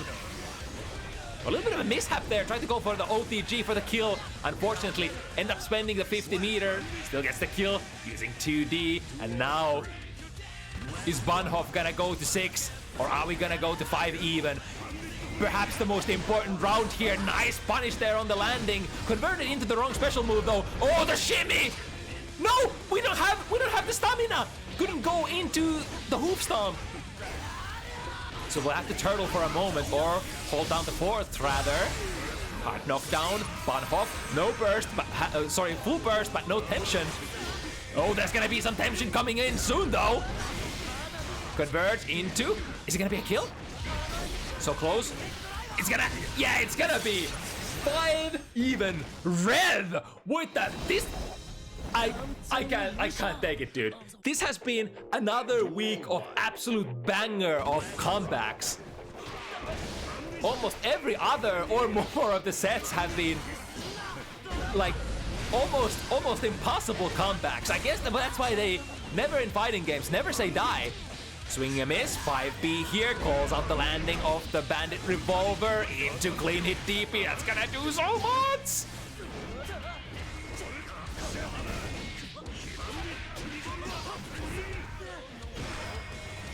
Okay, teching it, but that's a big, there's the strike. If you choose to tech throws, eventually, they're gonna catch you, they're gonna shimmy you, they're gonna find that input and make you suffer for it. Ooh, the far slash didn't reach high enough. Oh, interesting. Okay. Gazelle step right in front of Bahnhof. We go with got the thick throw, got a safe jump. Bahnhof smartly inspecting once again those mix-ups that can't be DP'd. Almost manages to DP over it. But no dice this time, and big soul combo coming through, has the hard knockdown as well. Ouch! Oh, my bones! But that only equalizes the situation. Oh, I think they tried to backdash out of that, but the yellow RC aura caught it, and the jump heavy! The only good air button, but only from situations where you're not necessarily jumping in. The back jump, the backwards momentum jump heavy from Sin. the button that finally did something in the air. Here we go. The bandit backdash out of it, finds the elf, but no 50 meter to convert yet. Safe charm has been successfully dealt by Bahnhof. Bahnhof would love to get out of this corner situation though. The late air dash, overhead mix up. This is a safe jump as well. And finally, the escape Tatsu, followed up by a 6B. Now the premium strike throw comes here, guess wrong once, and it's all over for Rev. Into the low. The God Crush. Oh, here we go with the burst. Sorry, the DP. Seals the burst from Bahnhof. There's an opportunity. Is he gonna burst? There we go, and who gets the punish too? Rev, for the first time in the set, in the leading position. And what a timing to pull off with the lead. Is this a full reversal? Bahnhof with a shark-like dash forward, dashing deep, trying to take advantage of the potentially the respect that they've managed to garner throughout this set. Nice 5k, breaks the sequence of Revill. Oh, we're gonna go corner as well. Should be a wall break. Yes, indeed. Has the super, but chooses to take it with a burst this time. Yeah, there we go. It would be too much of a risk to burst there for Rev. And Bahnhof has been sensing that the round start for Rev have been quite respectful. Oh, big counter hit here, and the conversion was so close to getting the 50 meter for that super, but I think that's gonna be it. Yeah. Soul bad guy damage is gonna bring it 6 points each. And for one more time, we enter the heat of battle. Oh, rare footage of Soul Gunflame actually calling out the what am I calling, Big Driver. I mean that makes sense. Big Driver doesn't erase projectiles anymore in this game. Bahnhof coming through, needs one more hit. Ready to take the set point position first in this. Yeah, it's unfortunate. Dash momentum brings Rev just at the end pixel of that BB and getting hit by it. Go under. Ooh, swinging really wild here. Lots of plus frames. Good read on the throw. Here comes Bahnhof, lots of plus frames again. 6B calls out the Fafnir. The more you can stall time while being 0 stamina, the better for Sin. You're in a way where you had to manually eat in previous game. In this game, your unique resource just recharges over time. Oh, but is that it? Bahnhof is so stacked on meter. Wall stick, is it gonna come soon? And no, not quite one hit point. But Rev on the brink of getting eliminated from this game. Is Bahnhof gonna use? Oh no, not like this! Misjudged the spacing, unfortunate. Drops the combo, and that's gonna be a hard punish. Almost, it was that close. He almost was able to pull that off, but at the very end, Bahnhof straightening it up and making sure that the run back of the century does not end up happening. But man, that was a great ass set. Welcome to Bounty Hunters for both players. Revill, Bahnhof. I am thoroughly satisfied, entertained, and exhilarated after that. And I hope you had as much fun as I did. Not just the players, but also the viewers. Goddamn, what a week. What a goddamn week. So many runbacks. Some of them happened, some of them didn't. But in the end, another successful week of Bounty Hunters. And if you're new here, and are confused, not confused, but curious how all of this shebang works, we do this every week, every Sunday, 5 p.m. CET. If you want to sign up, you can join my Discord, which is the best place to get info on the sign-up forms, as well as the state of the matchmaking. Yeah, that's about it. Let's find somebody to raid. If there are any potential players of Guilty Gear Strive on this cool website called switch.tv. Relius online playing Strive.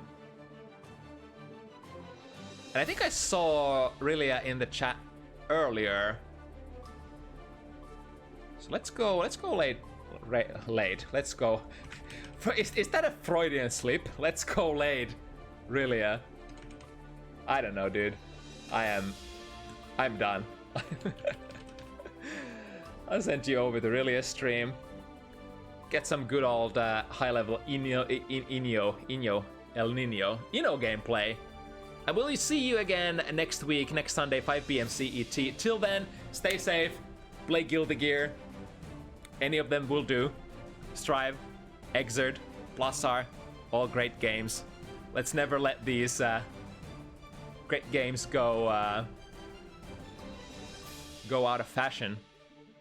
That said, I'll see you next time. Bye-bye.